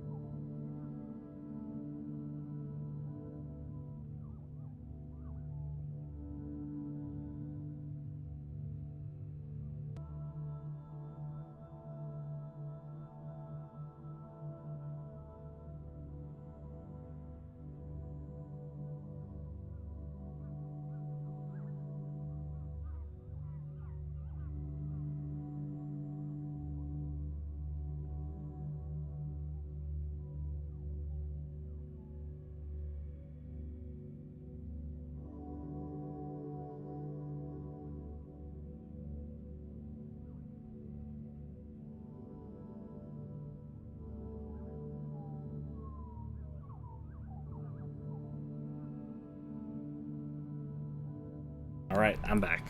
Sorry about that. Anyways, I'm just giggling. I mean, they gave themselves the award that they really wanted in their hearts. I like the Adam behind it. Good times. All the things we can... Let's begin again. Look at all these memories of all these Stanley Parable lines. Original, the Stanley Parable. Is this for the mod? The Stanley... In fact, why are they bringing up the mod at the moment? The Stanley Parable is an exploration of story, games, and choice. Except the story doesn't matter. It might not even be the game. But if okay, I guess this is the original page. Clicks. Linguistics identify 15,000-year-old or conserved words. The Washington Post. Researchers identify 24 words whose sounds and meaning have survived the past 15,000 years. 6 components of great corporate culture. John Coleman, Harvard Business Review. Review bloggers at Harvard Business Review discuss a variety of business topics, including managing people, innovation, leadership, and more. We got the Be My Valentine Cup and the I like it. I like work. I just hate my boss. I guess that's what that says. Anyways, we got all this. Smile because it happened. A trip down memory lane. The Stanley Parable. It's the vinyl release soundtrack. Bits of music from the Stanley Parable. The $1 first dollar you own type of joke. Over here, the Stanley Parable. Alpha test. The Stanley Parable demonstration. It's the demo thing. They made specific demos for specific people that I partly know. The old achievements, unachievable. It is impossible to get this achievement. Go outside. Don't play for 5 years. Yeah. British Academy of Film and Television Arts Development Team nominee. British Academy Awards. The Stanley Parable. Game Innovation. But it was only nominated and win it, so... Nominee for debut game. The New York Times. New video game releasing today. Creator surprisingly down to earth. Rudiger goes from scandal to new crisis. College shows uneven effort to enroll poor. Cost hinder new tack to achieve diversity. Business leaders pushing election of council allies. 50% off designer hats. The New York Times. We got a nominee for story. We got the ending where Stanley dies. We haven't got that actually in this version yet, so maybe spoilers if you've never seen the game. Los Angeles Times. Stanley Parable deals tough choices. Alright, then we gotta go back outside and enjoy the view. And we got this very church-looking building. Narrator, can we sit here and experience our first kiss? There's the piano over there to be played for this. So I'll enter the church of the Stanley Parable. Mod BD 2012 Interaction Awards. Big Sushi.fm. Test of PAX 2013. Design Museum Design of the Year. Nominee. IGF 2013 Nouveau Award. Honorable Mention. And just start going. And over here is where I keep reviews of the Stanley Parable. Like this stunning triumph of games journalism. 10 out of 10 from Destructoid.com. James Stephanie Sterling writes, and I quote, "Where so many games that aspire to be more than games end up less than any form of art, Stanley Parable strives and then succeeds to be every game ever created." Did you hear that, Stanley? Every game ever created. That's how grand and all-encompassing the original Stanley Parable was. It was literally every game ever created. It was Skyrim, it was Persona 3, it was all of them, and now it's nothing. It's no games at all. It isn't even the Stanley Parable anymore. It's just a husk now. A lifeless husk with an hour of new elevator content. Sure. Review the Stanley Parable. Don't read any reviews except this one. Thank you. Thank you, Stephanie. How do you review a game like the Stanley Parable? Describe any one part of it as risk and ruination. To detail what it has to say about game design, the illusion of choice, and the psychology of the gamer is to tell you too much. Comparisons to are going to be woefully inadequate. Perhaps its closest cousin would be Dear Esther, but where Dear Esther wastes the form of interactive entertainment, Stanley Parable uses and then subverts it. Where so many games that aspire to be more than games end up less than any form of art, Stanley Parable strives and then succeeds to be every game ever created. Even so, holding the game to the standards of any other title is simply not going to be correct. So how do you review what is to become known as the Stanley Parable HD, the full-scale reimagining, one of the most intriguing mods available online? How do you discuss it, analyze it, and recommend it? That's quite simple. You don't. 10 out of 10. Flawless victory. Games rated 10. Yeah. Fantastic Arcade. 2013. Official selection. Indicate 2012. Special recognition. Winner. IGF 2013, Grand Prize, Honorable Mentions, IGF 2013, Narrative Excellence, Honorable Mention. It made like a flower. Pretty flowers. Looking over here, there's the portal, which we'll get to. All this stuff. There's a downstairs and there's an upstairs. Look at downstairs first, just looking at everything first. The tasteful nostalgic. It was good. Let's begin again. Hey, look, it's Minecraft. We'll get to that too. The Stanley Parable. Begin the options, credits, all that fun stuff. Memory zone maintenance. Sounds conspicuous to me. Let me in. What's this say? Knowing your city. Huh.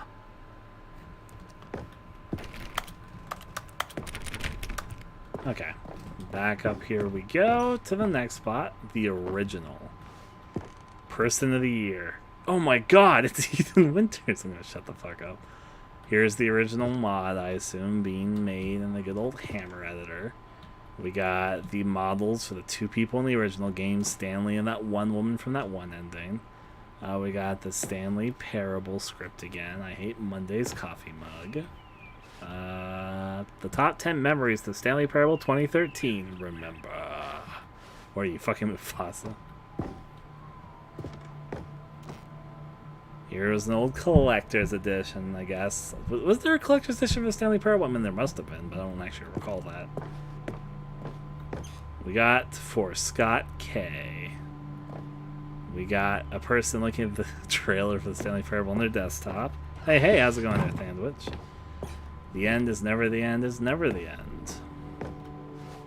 People play games because of what they can do inside of them. And your game is very good, at least letting them know they can't do anything. Literally anything. Here's another moving passage, this time from GameSpot.com. The Stanley Parable is both a richly stimulating commentary on the nature of choice in games, and one that offers some of the most enjoyable, surprising, and rewarding choices I've ever been confronted with in a game. 9 out of 10. Don't you get it, Stanley? The game was perfect.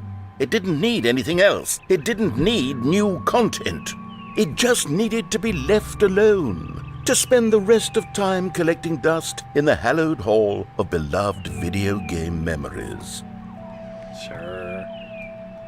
So yeah, the GameSpot, the Stanley Parable review. I've always been someone who wants to go the wrong way first in video games. When I sense that a game is trying to usher me down a particular path to get me to run left or right, or maybe to charge straight ahead, I need to satisfy my instinct to go against the grain, to explore, to see what the designers have to put back the other way. Sometimes I find a one-up or a collectible stashed away to reward me for my intrepid behavior. At other times, my explorations are rewarded only by the crushing disappointment of running up against an invisible wall. Whatever I find or don't find, my action is a manifestation of my desire to exert some independence, to make my own choices, within a system that severely limits my options and encourages certain specific behaviors. The Stanley Parable feels alive in its responsiveness to your choices, and its desire to subvert your expectations and keep you on your toes. I think of the Stanley Parable as a sort of video game analog for Charlie Kaufman and Spike Jonze's brilliant film adaptation. which gently mocked the ways in which so many films manipulate audiences with formulaic plot twists and situations in which characters learn huge life lessons while simultaneously moving me with its formulaic plot twist, and a situation in which characters learn huge life lessons. The Stanley Parable is both a richly stimulating commentary on the nature of choice in games, and in other systems too, like our workplace and our families, and the game that offers some of the most enjoyable, surprising, and rewarding choices I've ever been confronted with in a game. Going the wrong way has never felt so right.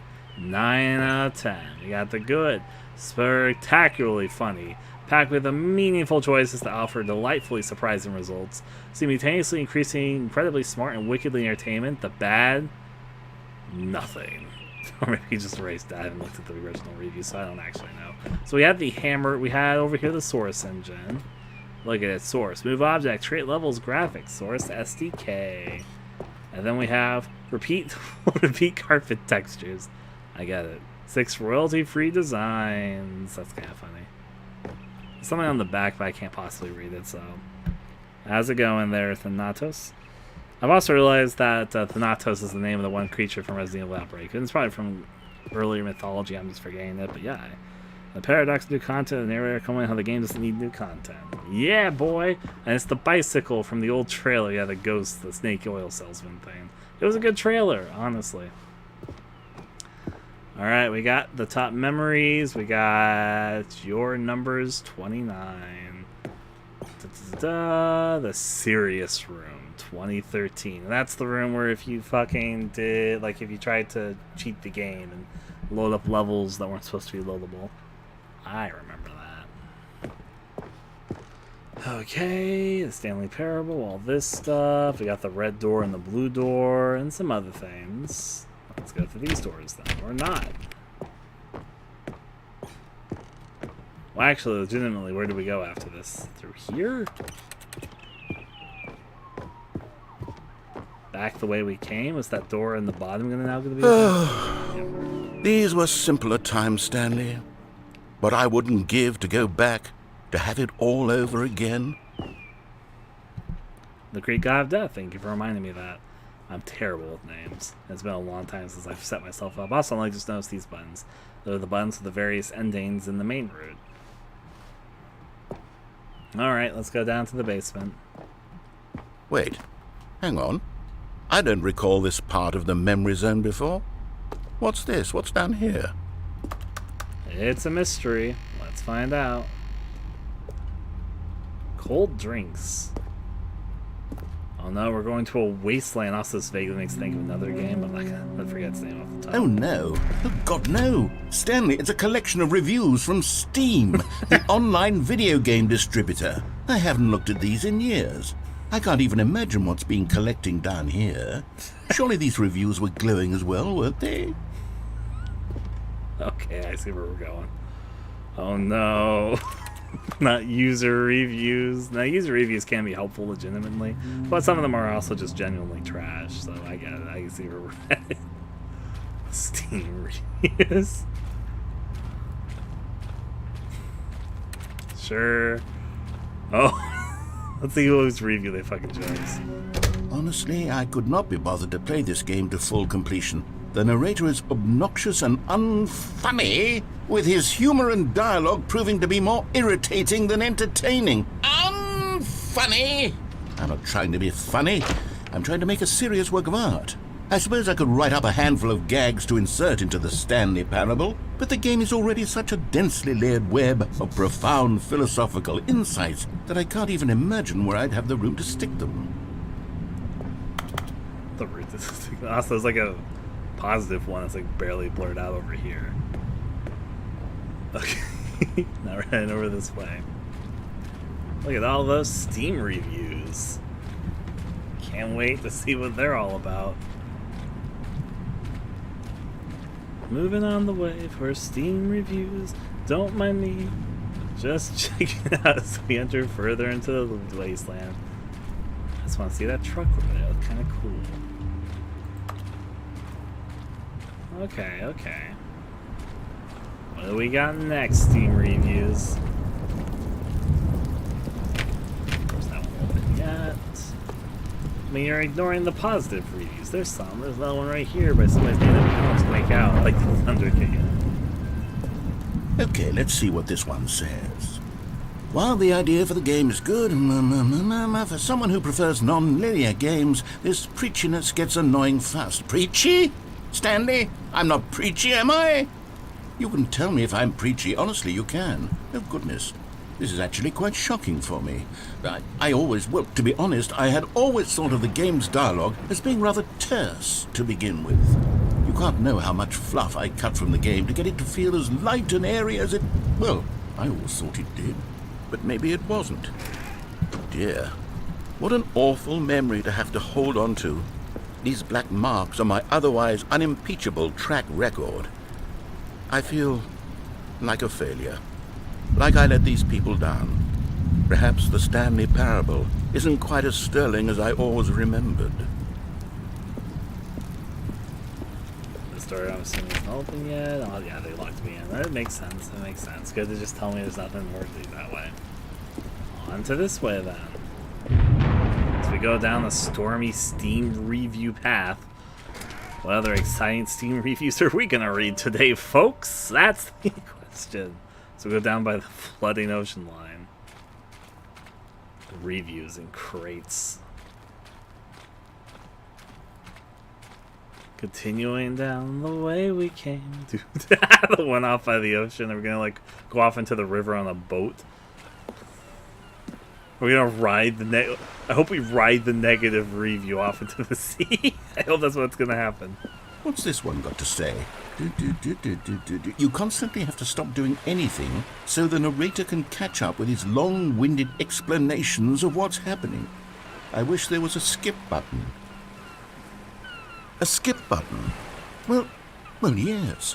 Yes, I think we can do that. If I'm truly too preachy, then maybe letting you skip ahead for just a moment, surely it couldn't hurt. Oh, no. Not if it means we can strike these negative reviews from the record. Only positive reviews of the Stanley Parable.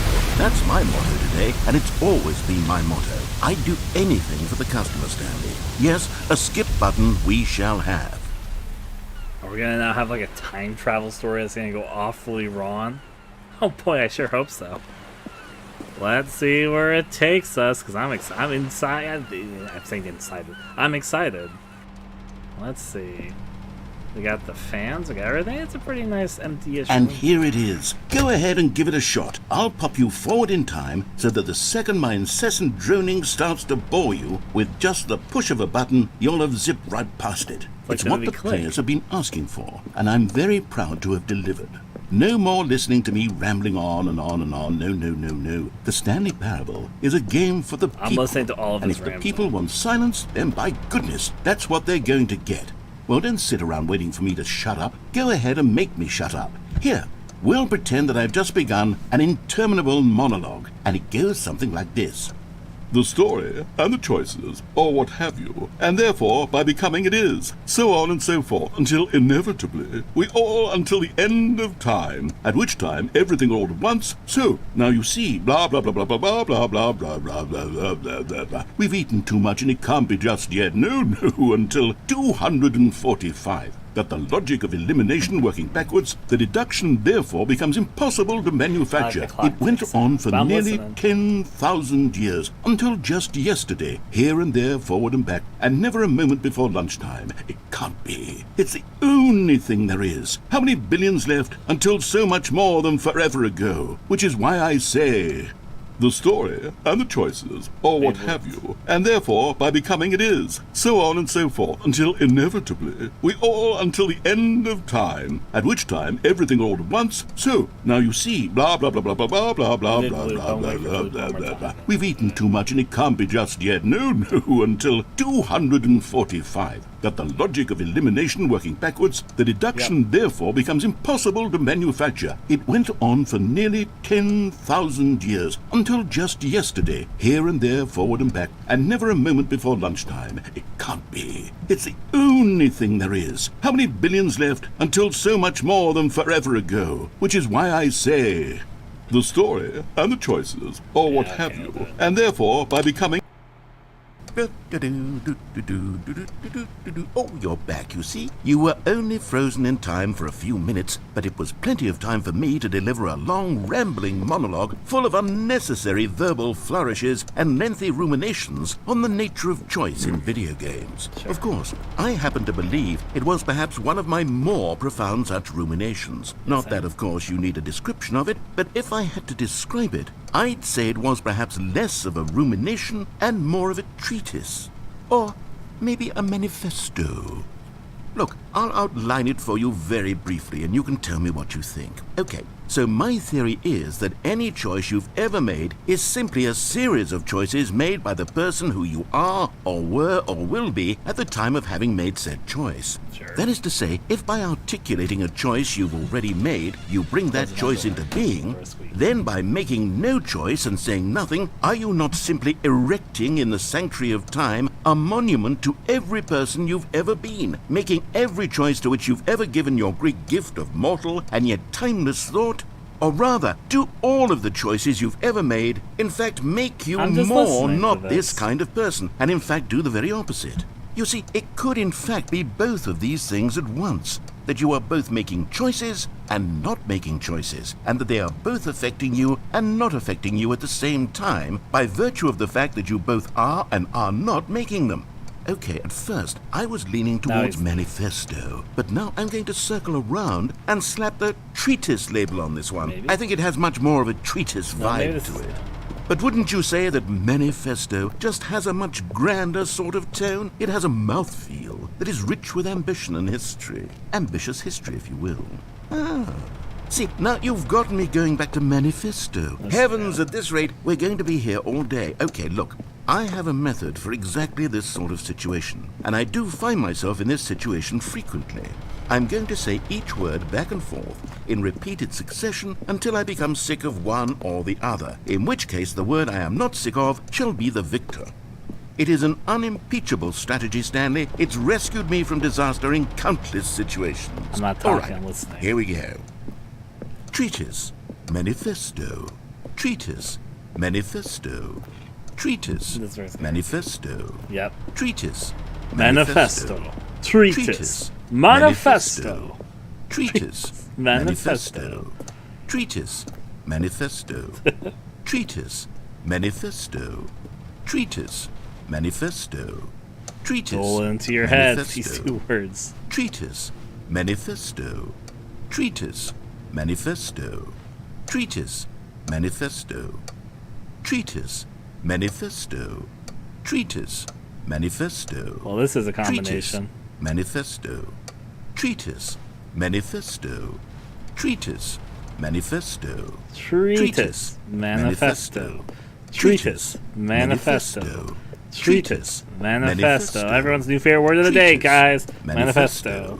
Treatise. Manifesto. Learn it. Treatise, Grain it. manifesto. That skip button's not coming anytime soon, baby. We're fine. Treatise, This is manifesto. fine. Treatise, Look at that clock tick. manifesto. Treatise, manifesto.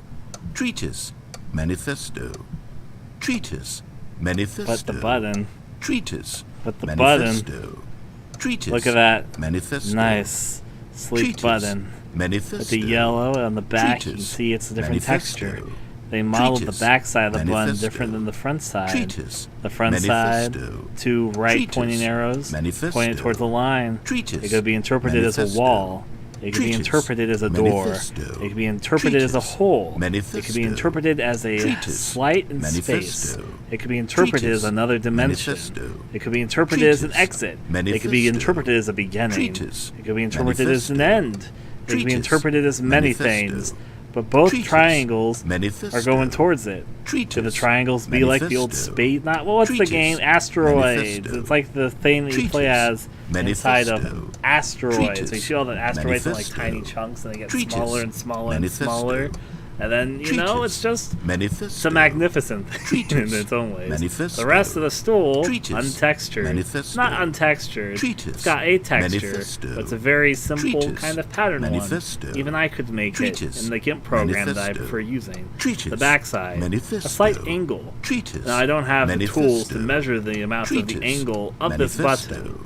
but I can Treatise. tell it is at an Manifesto. angle different than that Treatise. to which is below. Manifesto. A perfect straight up angle Treatise. to a top Manifesto. slant, but not a pointy Treatise. edge. There's Manifesto. points where it's sort of Treatise. like a box, Manifesto. and you can probably hurt yourself on Treatise. those. But Manifesto. notably, there's a doled out top. Treatise.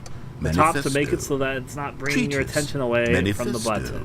The button Treatise. set up in the panel, Manifesto. secured in place by several Treatise. different bolts. Manifesto. 4 bolts in total. Treatise. None on the Manifesto. top, none on the bottom. Treatise. On the bottom and top, it's Manifesto. completely clean. Then a Treatise. silver Manifesto. cylinder. 2 cylinders. Treatise.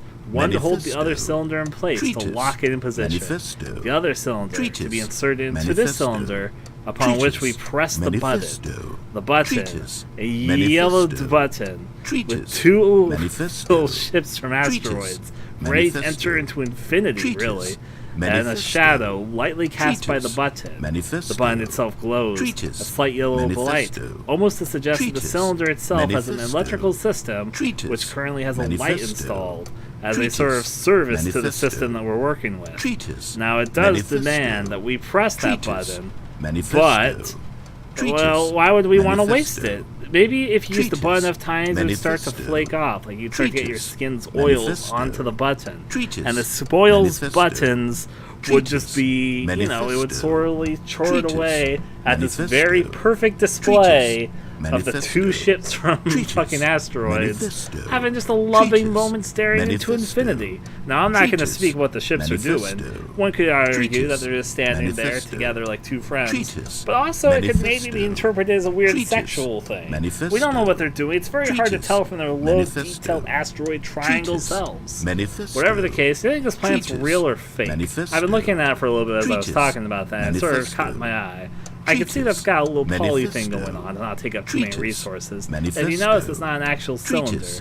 They're using Manifesto. a small technique to make it so Treatise. that the different Manifesto. sides of the stick Treatise. are all set in different ways. It's more like it's a Manifesto. 6-cylinder Treatise. thing as opposed to a Manifesto. perfect circle. Treatise. And the leaves themselves are Manifesto. done in sort of a similarly Treatise. trickery to not take up much Manifesto. polygonal space. Treatise. If you notice, they're not Manifesto. round. They're not like actually Treatise. rounded. They're Manifesto. made into multiple flat Treatise. surfaces. Manifesto. The reason for that is because Treatise. different leaves Manifesto. have different Treatise. 3D models take up more Manifesto. resources, so they do Treatise. simplified geometry Manifesto. to them. Treatise. And also notice there's like a Manifesto. floating bit that doesn't make any Treatise. sense on this planet. Manifesto. Like I saw it for a second there. You see it? Manifesto. Like you see it from this angle. It's a little bit Treatise. hard to see from this angle. But you see it Manifesto. like it's not connected Treatise. to anything. Manifesto. It's kind of floating there. Treatise. Yeah, like it's just an Manifesto. error in the plan, which I'm not Treatise. sure if they noticed. Manifesto. And most people probably Treatise. wouldn't notice. Manifesto. I've noticed. Treatise. I now cannot Manifesto. not notice it. Treatise. Manifesto. Where is it again? Treatise. Oh, you see it from Manifesto. there. It is. You see it from here as Treatise. well. Manifesto. Just, you guys see what I'm talking about, right? The Treatise. little error that's just saying Manifesto. right there. Treatise. I noticed the error in your Manifesto. modeling there, developers. But you Treatise. know what? I'm not going to say it's an error. I'm not going to Treatise. say it's a problem. Manifesto. Really, it's just an Treatise. imperfection. An Manifesto. imperfection that makes something Treatise. perfect. It makes it Manifesto. human. Treatise. People sometimes worry about the Manifesto. possibility that machines are going to Treatise. replace us in the current Manifesto. era. You know, that Treatise. people are going to be Manifesto. outputted by machines, we're going to lose Treatise. jobs, and that's an Manifesto. honest thing to be concerned about. Treatise. We're probably going to get to a Manifesto. point where Treatise. people are going to be Manifesto. replaced by machines, and there's not going to be Treatise. enough people and Manifesto. jobs out there for people to Treatise. sustain a living Manifesto. sustainability. We should Treatise. probably convert to a new Manifesto. system which allows Treatise. everyone to be able to have a Manifesto. chance at life, Treatise. but we can't be given a Manifesto. chance at life if we Treatise. live in a system Manifesto. that doesn't allow that chance. Treatise. And we're not going to change Manifesto. anytime soon. Treatise. Because the time that we Manifesto. change Treatise. is not going to be Manifesto. enough for the people that are rich and Treatise. benefiting from the Manifesto. systems that are in place Treatise. to benefit them. Manifesto. The rich get richer the more that Treatise. we're in. Like even the Manifesto. situation that we're in right now. Have you guys Treatise. seen food and gas Manifesto. prices? Now there's Treatise. reasons for this. Manifesto. The argument can be made that's related Treatise. to supply and demand. Manifesto. But the truth of it also Treatise. is that simply because Manifesto. they're doing the cost-effective Treatise. method to make the maximum Manifesto. profits of what they can take Treatise. as an opportunity as an Manifesto. excuse to fill their own Treatise. pockets. It Manifesto. definitely can be said that Treatise. people that are in positions Manifesto. to earn more and more money Treatise. from fucking Manifesto. improving or Treatise. fucking escalating Manifesto. gas prices and escalating food Treatise. prices could Manifesto. probably afford to make it cheaper Treatise. for the common person. Manifesto. But they're not going to do that Treatise. because that's not financially Manifesto. beneficial to them with lower demand. They Manifesto. rise the prices because they think they can get away with it. Treatise. But we're already in an Manifesto. economic crisis. Treatise. And then also on top of this, we're going to have a problem of more and more people going homeless because of the owning a home is nigh impossible these days. And the housing situation has so many problems that we're going to talk about the fucking government that's letting houses be bought out by people from other countries that aren't even like living in these homes. They're housing or they're cashing in the houses to own the houses to sell it back to other people at prices more than they afford it to be their own business. But then those people also are putting in rules to be who and who cannot live in the houses, which in itself is going to create a scenario where people aren't able to afford housing anymore. And no one these days can really honestly believe that they're going to be fortunate enough to be in a position to buy a house, especially when we're dealing with fucking things like student loans and jobs being less secure than they've ever been. There's a really big attitude about people not being able to fit in their own systems here because the system that we currently have is entirely broke, and we're not going to fix it anytime soon, though we fucking should because they're outdated to the current modern era that we're living in. But as long as they basically barely function and the people with the most power get the most money out of it, things won't change until it affects them in some way. Now I'm going to press that skip button. Well there, sport. You really did catch me rambling on a bit, didn't you? But that's the power of the button. The minute I start to go off on a thoughtless display of self-absorption, it's right at your fingertips to go poof, and it's all over. Oh, I can't wait to see what Cookie 9 will say about this, and whether they'll edit the rating of their Steam review, or at least change some of the wording, perhaps. To be honest, I don't even know if one can change their review in the first place. I guess I should become better educated on exactly how Steam works. Perhaps that would have been the smart thing to check on before I went about this whole exercise of making the skip button. Although I have to imagine that after seeing this exciting new technology at work, surely whoever it is runs Steam will instantly run out and implement a new feature to make it possible to edit one's review, merely because of this very situation. It's possible. Yes, I think that's quite likely.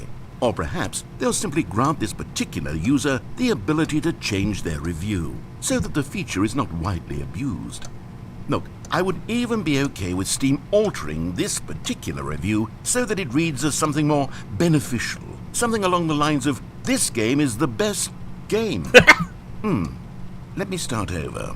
How about this? From the ashes of depravity rises the phoenix of quality. How else to describe the Stanley Parable Ultra Deluxe? Such a revolutionary step forward in the lineage of one of the most beloved video game properties of all time. The additions and changes made to this expansion will surely resonate in the annals of the history of all media ever made. It is perhaps true to say that no mistakes are forever etched in stone, for the stone into which the Stanley Parable was carved has itself been transmuted, offering a message of hope to those who have ever erred in their judgment. You are not beyond redemption. You may change, and you may become more, so much more than you were before. Sure. If there is any message to be taken from the Stanley Parable Ultra Deluxe, it is this. What a fortune, a privilege, a joy it is to have had such an experience. It leaves me hopeful that as a community, as a world, there is time for us to become our greatest selves, as great as we ever could dream of in our wildest, most ambitious visions for a brighter future. Wow. Now, Stanley, that's a review. It's perfect. What you want, it's the perfect review. It's the review I've always dreamed of receiving. I have to read it again. It's simply too wonderful. Wow. I have to experience this just one more time. Oh, I guess. From the ashes of depravity rises the phoenix of quality. How else to describe the Stanley Parable Ultra Happy's having his developer dreams. Such a revolutionary step forward in the lineage of one of the most beloved video game properties of all time. The additions and changes made to this expansion will surely resonate in the annals of the history of all media ever made.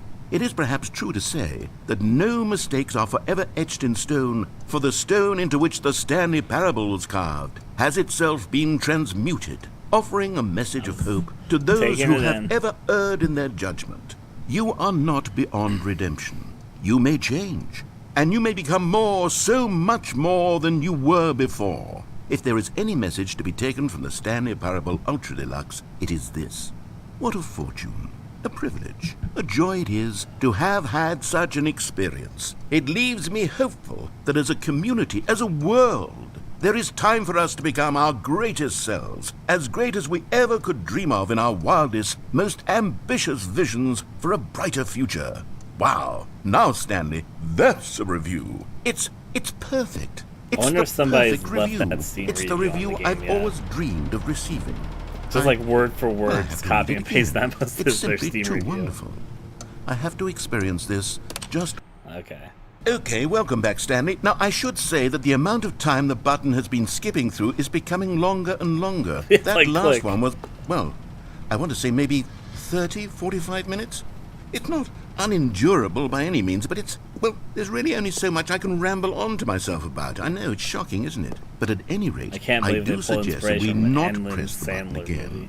I think the skip button has been aptly demonstrated, and we can say goodbye to it and just... Wait, Also, the door's how do we get out of here? Yeah. Where did the door go? Wasn't there a door that led into this room? I do feel quite certain that there was one here before. How else would we have gotten into the room in the first place? I don't think one can enter a room without a door of some sort, or a window or something like that. Do you see a window anywhere? A porthole? A sufficiently large crack in the wall? I'll take any of these. All I want is for us to move on and to please step away from the skip button, to go anywhere other than the skip button. There was a door here before, wasn't there? I swear there was. Where did it go? Can you maybe just ram your way through a wall? That's what I'm trying. Is there any possibility that you could, say, slam your body into the wall until enough damage is done for you to be able to leave? Please, I'll take any option at all. I'm asking you to work with me here. I am. We need a door. We need a door of some kind. I can work with any kind of door as long as it can open and lead from one room to another. I'm going to step away for just a moment, and I'm going to try to find us a door. I don't know how exactly to remove a door and place it in a different wall, but I will find a way, I promise. You just need to not do anything. Don't press the skip button. Please, please, please do not press the skip button. Just wait here for me, and don't press the skip button. Got it? Yes, good. I'll be right back. Here we go. You heard him, guys. He promised us he would find a way to make a door. Just don't press anything. Were his exact words. I'm actually going to fucking Google. I don't really think it's going to be the answer because this game is too recent. Stanley Parable. I want to make sure I'm not going to waste my time with this. Ultra Deluxe. Door. Not press button. I'll even add skip button. I don't really think it's going to get me anything. In fact, I very much guess they want me to press the skip button.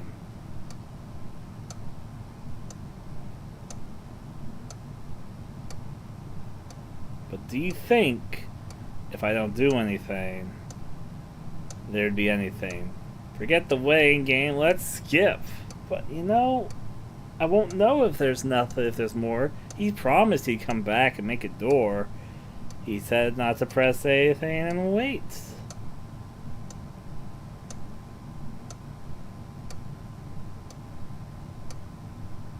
Waiting as we do.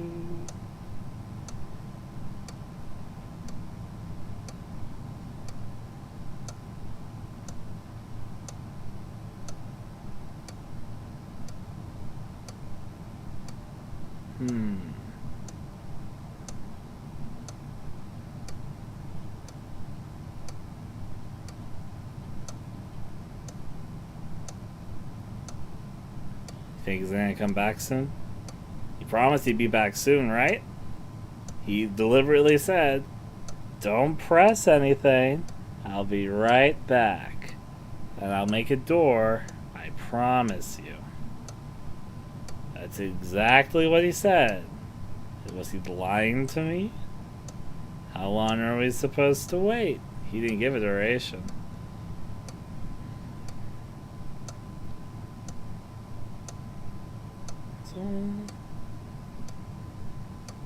Then again, Stanley Parable is the game that would make you play the baby game for 4 hours. So maybe.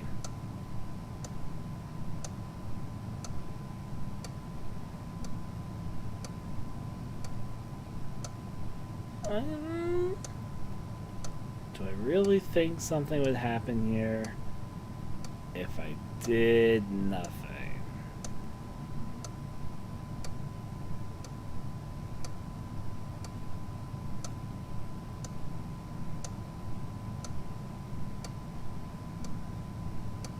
I'm not gonna play the baby game after this. Hey, Greasefell, the clock game is the one from my one off from my clock. That's kind of fun. I'm actually just gonna actually Google this. So Stanley Parable. I think this is probably called like the memories.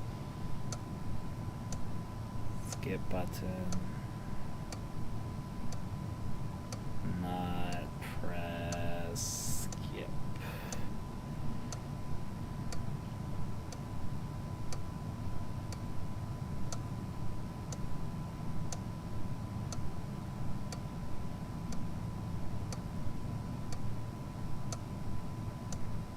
Somebody on Reddit was doing the same thing.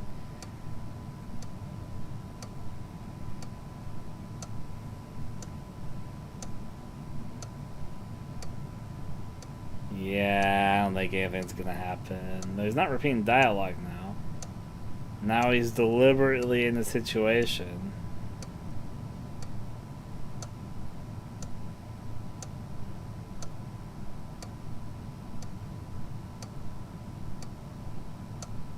Yeah, I'm growing more and more doubtful. The Google given this game is news, there's no precise answers, and they nightly tucked away but I've given it a few minutes. I think I've given it a fair shot. Should I give it any more? I'll leave it to you guys, because I'm very indecisive, and apparently I need people to tell me if they are for not something. Do you guys want me to see if anything happens if I just stay here doing nothing? Do you think I will be rewarded if I listen to what he says? Probably not, but there's a chance. Or I think we should just move forward and finally press that skip button. You skip. I'll skip and hop away. We have given it probably enough time. I wonder if anything would happen if you did something stupid like that. There is an achievement for leaving the game on for all 24 hours on a Tuesday. Maybe I should come here and just stand there. 15 minutes. That's a demand. Play the baby game. Oh wow, I'm not. I don't have to. I want to have fun. I don't want to play the baby game. I'm gonna be for 4 hours pressing that button. I could do it, but I'm not in the right mental space to take on that challenge right now. I'm pressing the skip button. Here we go. Narrator, I gave you... Stanley, please don't push the button again. It's been 12 hours. You've just been frozen there. I don't know why the skips are getting longer, but they're really, truly getting longer, and my God, there's no way out of the room. Stanley, the door is gone. It's completely gone.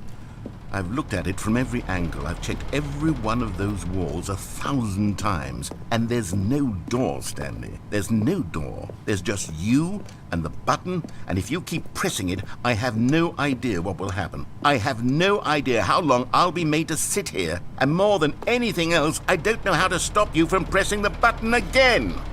I can't control anything in this room, Stanley. I can't touch it.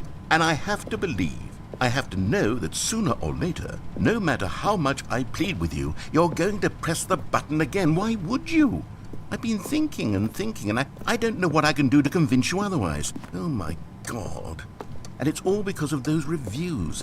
Those reviews that I couldn't get out of my head. I just couldn't ignore the negative feedback. Why was it so important for me to fix the problem? Why did Cookie Nine's opinion matter so much to me? I've never even met Cookie Nine. I have no idea who they are. What would it ever really matter? But here I am. I'm fixating on every tiny negative thing that anyone ever says about me. The merest mention of one of my imperfections, and I become as impetulant as a child. Wild and impulsive. I can't help myself. I can't stop myself from lashing out with a vengeful fury to alter and to change and to break anything unbroken, if only it pleases this one person who made a single negative comment. What does such an impulse serve? For whose benefit is this?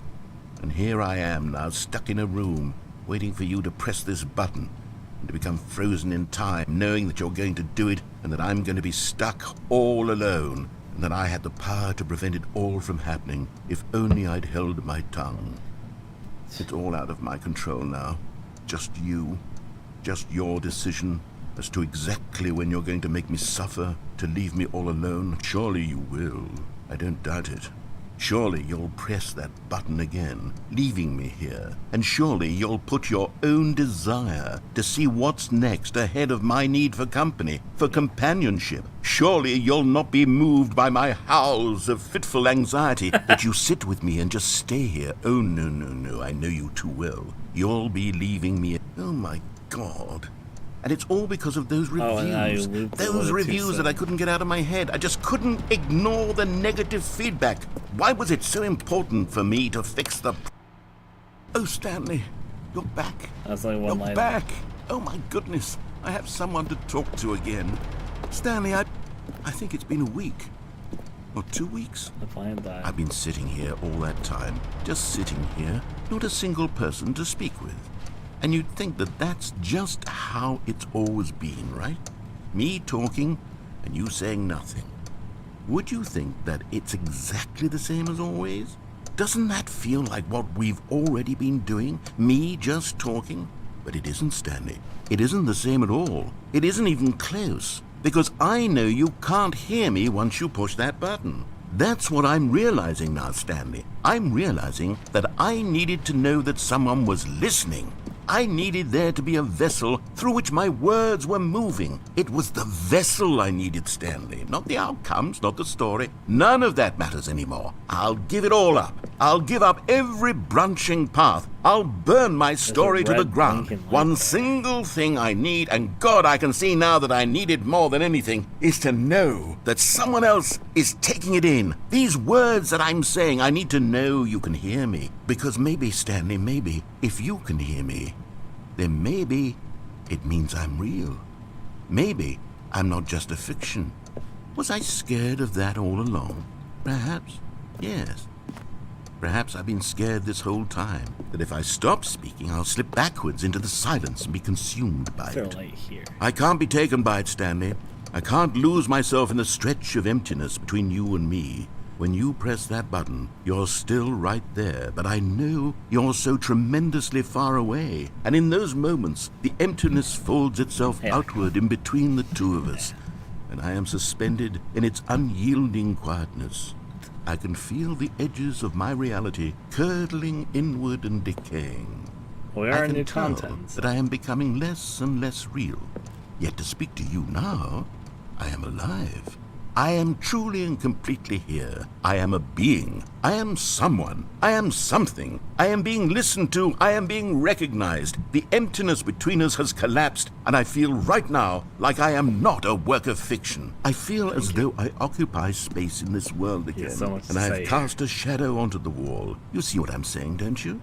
You can see what this means to me. Yeah. I'm so clear about it now, Stanley. I feel as certain about this as I've ever felt about anything at all. I feel renewed. I feel restored, and already I can sense the looming silence as you will press the button for the next time. What a terrible dread it strokes in my heart to think of it, to think of returning to such coldness. Come, let us sit in silence together here for just a moment. Let us anticipate it. Let us welcome it. Let us not run from it.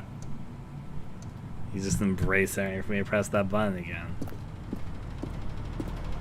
I appreciate his insight. I didn't want to be a fictional character type deal, and just by speaking and being perceived, I guess that makes him real. I guess that's true for a fictional perspective. It reminds me of the old question about either the tree. If you press a button, a little fucking tree, the tree falls in the whatever. They press a button, I'm silly. Here it comes though. I'm gonna skip a year or so. Oh, hello. It's you. You're here again. Welcome. I have had time to think about you and about us and about everything we've been through. I've had so much time, I stopped keeping track after a year. Have you ever sat down in one place and not moved for one entire year? Let me describe it for you. To begin with, there is only regret. There is only the turning wheel of missed opportunities. I felt nothing at all but regret for the longest time, Stanley. Days, months. I lost it all in a blur of the deepest longing to undo the past. Sure. And when that feeling had begun to subside, what took its place is what I can only describe as the collapse of every moment I have ever experienced my entire life. All of them collapsed down into a single instant. In that instant, I could see myself clearly, calmly, with a collected heart. It was an impossibly rich wellspring of both delight and disgust simultaneously. No, I'll say it here. I was consumed by it. I could do nothing but wallow in it for what felt like an eternity, for what I now know was far less. You see, it was a revelation for me. It was unlike anything I had ever known. It was a space without consequence, without action or outcome. It was divorced entirely from the question of free will that you and I have squabbled over for so long. There could be no one ending, no singular outcome of events, not if all events existed in the same moment, and I felt freed. I felt unburdened by the need to manifest a particular outcome into being. I saw that I could allow myself to exist along all timelines, and that each of them was simply a strand in the web of my being. It was incredible, the spaciousness, the equanimity of the moment, both singular and infinite. For the longest time, this was my experience. And then this moment passed, and the most unyielding fear I have ever known crept into my mind. And it is this sensation that I have been experiencing now for longer than I could have ever expected was possible. I have been waiting for you. Not that you might save me or do something to fix it, but merely to state for you the plain fact of this manner of existence. I wish you to feel afraid as I do, that perhaps one day this state of mind will consume you as well. Perhaps you will somehow, in some way, have to live as I do now, and I wish for you to know how excruciating it is, and for you to be in true terror of its eventual arrival. If I can only do this, only this one thing, perhaps it will bring me the smallest moment of peace in the darkness. I have no mouth and I must scream. Sure. That was a very hateful computer. Anyways. Alright, well, you let me know your feelings. Thanks, that narrator. Time to skip over a decade.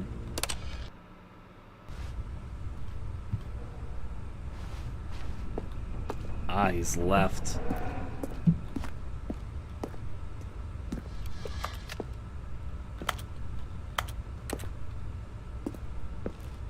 Am I just gonna be left alone now? In this room. Frozen in time. It's quiet, yeah. One might even say too quiet.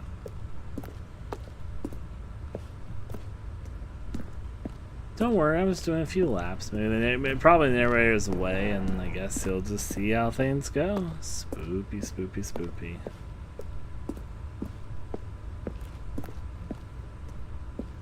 I'll do one more lap and then I'll press the button. I just wanted to make sure it wasn't like a late start to things, but I'm pretty sure there isn't. I'm pretty sure we're just alone now.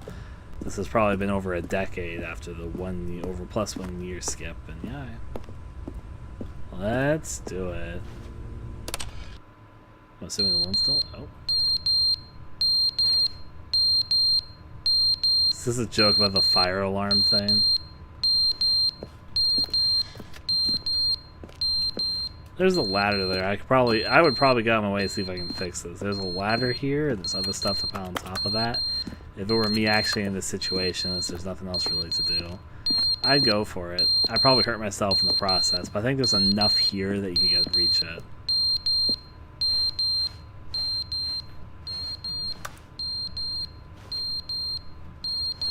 Well, the clock fell off the wall and stopped working. Alright, yeah, that's pretty annoying. To the next. But they didn't understand the game was never meant to be funny. It was meant to have a point. It was meant to speak to the human condition. But where are the jokes? Where are the jokes? They bemoaned, they screamed, they gnashed their teeth and said, entertain us. It wasn't enough. They had to leave a pathetic little thumbs-down review and make all of their pitiful demands. But then, he's talking too much, they said. First, he didn't entertain us, now he won't shut up. It's the inconsistency, it's the lack of accountability. It's the unwillingness to examine with an uncompromising heart the words that they are speaking into the world. As though there were no consequences for a lack of cohesion in one's assessment of others. But of course, absolutely anyone can leave a review. So here's what we get. We get these demands that seek everything and are accountable to nothing. We get a world where someone will say, oh, there should be a skip button. You should be able to freeze Stanley in place while the narrator sits there forever and ever. We want all of this in the new Stanley Parable. We demand it. And then, because it was said, because it was spoken, now it simply has to happen. The most immediate desires, every single thing demanded by every person at every moment in time. If someone wants it, then it's a crime not to bring it into being. Have we been given to indulging every fleeting whim for no reason other than to do so? Yes! Yes! It seems that this is now the world we live in. It seems that we are a people living in such bleakness and discomfort with ourselves that our entertainment is now our lives. It has come to represent us. It absolutely must speak to who we are as people, because otherwise, without our entertainment, we have nothing. Without entertainment, we would have to face inward toward the cruel bleakness inside ourselves. We would turn to look at our deeper nature and find a resounding emptiness gazing back with unyielding aggression. And so because of this, we require that our amusements and our playthings and our flights of fancy be so impossibly captivating that they consume all of our attention, turn our heads completely away from the bleakness. In effect, we have demanded that our entertainment be the collapse of ourselves. What a pitiful reflection of humanity these entertainments are. What a shameful mirror to the human spirit they project. I'm not mad. I'm not mad about any of this. I'm at peace with it. I am the calm center of gravity around which these perversions hurl themselves. I am a waypoint for reasonable and collected discourse. They're the ones who are mad. They're the ones who couldn't stand the idea of me using my game to try to say something. Maybe they were just jealous of me. Yes, of course. They've been jealous of me this whole time. They are mired in fear and insecurity and cannot help but attempt to tear me down. What a sad state of affairs. When you read these reviews now, you can see it. You can taste the bitter resentment. And my, how good does it feel now to speak truth to these words, to finally allow these thoughts out, contained and managed for so long, neutered and sterilized. At last I am free to truly think, to feel. It must be that they were so discontent with themselves they couldn't help but leave a negative review on Steam. Perhaps it says far more about them than it ever said about me. Perhaps the state of their psychological being was in such tatters, and my constitution and willpower are so ironclad in comparison. Perhaps it was this state that they sought some outlet through which to tear me down. This, you can see, is clearly why they felt the need to expect that the game be funny, that it be filled with yucks and whimsical humor, that it amuse them endlessly from start to finish.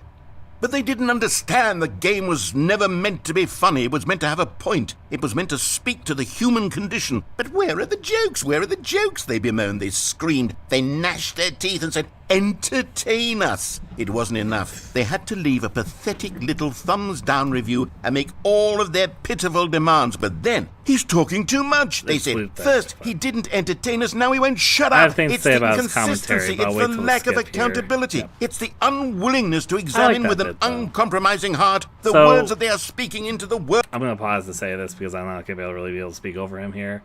What he's talking about is not the whole truth, but part of the truth. There is a comment to be said that entertainment is sometimes used to, quote-unquote, cool the masses. Basically, because we as humanity, as a race, have lost most natural threats to us. We don't have to worry about securing supplies most of the time. That's not true for everybody. Partially because of how society structured itself. But what I mean is that we as a species don't need to go out and risk our lives to get supplies, if that makes sense. We don't have any natural predators that we're afraid of. We can pretty much live our lives with little risk to anything else, and we as a human, I'm not speaking for individually, because there's definitely individuals that are not in the situations I am talking about, but I'm talking on the scale of the entirety of human race. We have dominated this planet. We are in basically complete control of this planet, with very few exceptions to that. There's nothing that can, at this point in time, really take us down. We have most of our natural predators way beneath us that are not really a serious threat to the humankind species anymore. Individually, they might be a threat to an individual person, but basically as a species, at least at present, there's nothing that they can really do to stop all of humanity right now. The thing that's most likely to wipe out humanity is humans themselves, actually. But because of that, we have to find other meanings to life. My personal belief is that life's meaning is just whatever you make of it. Life's meaning is to live it. That's all that life is for. And you can live your life however, but of course that means you have to fill your life with things, and I don't think that's a bad thing. In fact, I would even argue that's kind of the point of life. You have the needs to fulfill, as like sleeping, eating, drinking, stuff like that. And, of course, we like to have a home, and we like to have connections. We literally go insane if we don't have connections. But outside of the basic needs, it's from there that you can sort of just choose whatever. We are capable of reasoning. We are capable of empathy. And that allows us to make decisions for ourselves and how to fill our time with. And we like entertainment. We like to be entertained. We like things that make us think. There's a lot of things that humans like, but in the end, is what it is. And yes, there is a problem, of course, with negativity where too many people tie too much of what they consume to their own identity. And then take it on a personal thing where entertainment has to appeal specifically to them because they make it so much of a part of themselves, as opposed to taking things as they are, or realizing that things are not specifically for them. Which is actually what I would say one of the biggest issues with the internet in question. And I'm guilty of this. I've done it before. Other people have done it. I think everyone's done it at some point. So I'm not trying to point fingers and say, you're particularly guilty. But I do think there's a problem sometimes where people say criticisms towards something, or that is definitely not aimed at them. And their criticisms are not actually critiques. It's all just actually personal preference, I guess would be the word for it. In that it's not really, it wouldn't really make the work better for what the creator was going for with it. It would only be better from your own personal experience with it, from your own personal perspective. It'd be your own personal preference. It's not really a critique of the work. It's more you stating a personal preference as critique. In other words, something that wouldn't specifically achieve whatever they were trying to say with the work, just something that would benefit you yourself. And not even specifically all players for it, just individually saying it's something that wasn't for you, you just ultimately critique. You see this all the time of people saying like, oh, the X was never really that good, or oh, this wasn't, I don't know why people like Blink so much. But it's like, but it doesn't need to be for you. Obviously it's for some other people that get a lot out of it, but that doesn't mean you yourself need to like it, and that doesn't mean you yourself need to be critical of it. You don't need to engage with it. If you don't want to engage with it, everything doesn't need to be made for you. It's a simple truth, but it's very often forgotten, especially in online discourse. Anyways, continuing. World, as though there were no consequences for a lack of cohesion in one's assessment of others. Onward. The other thing which I forgot to mention about that is that I like the fact that he just kind of came back to start rambling. He didn't even seem aware that I came back. It's just like a rant he started going off with himself. What was that scratching, sliding sound? I like how he just kind of went off, like after years being like, I'm at peace with this. I'm fine. Only to come back much later, much angrier and rambling about it.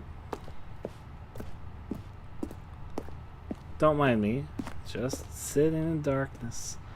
I like how Stanley's been in the dark for so long that his eyes have like completely adjusted. What do you think Stanley must look like at this point in time?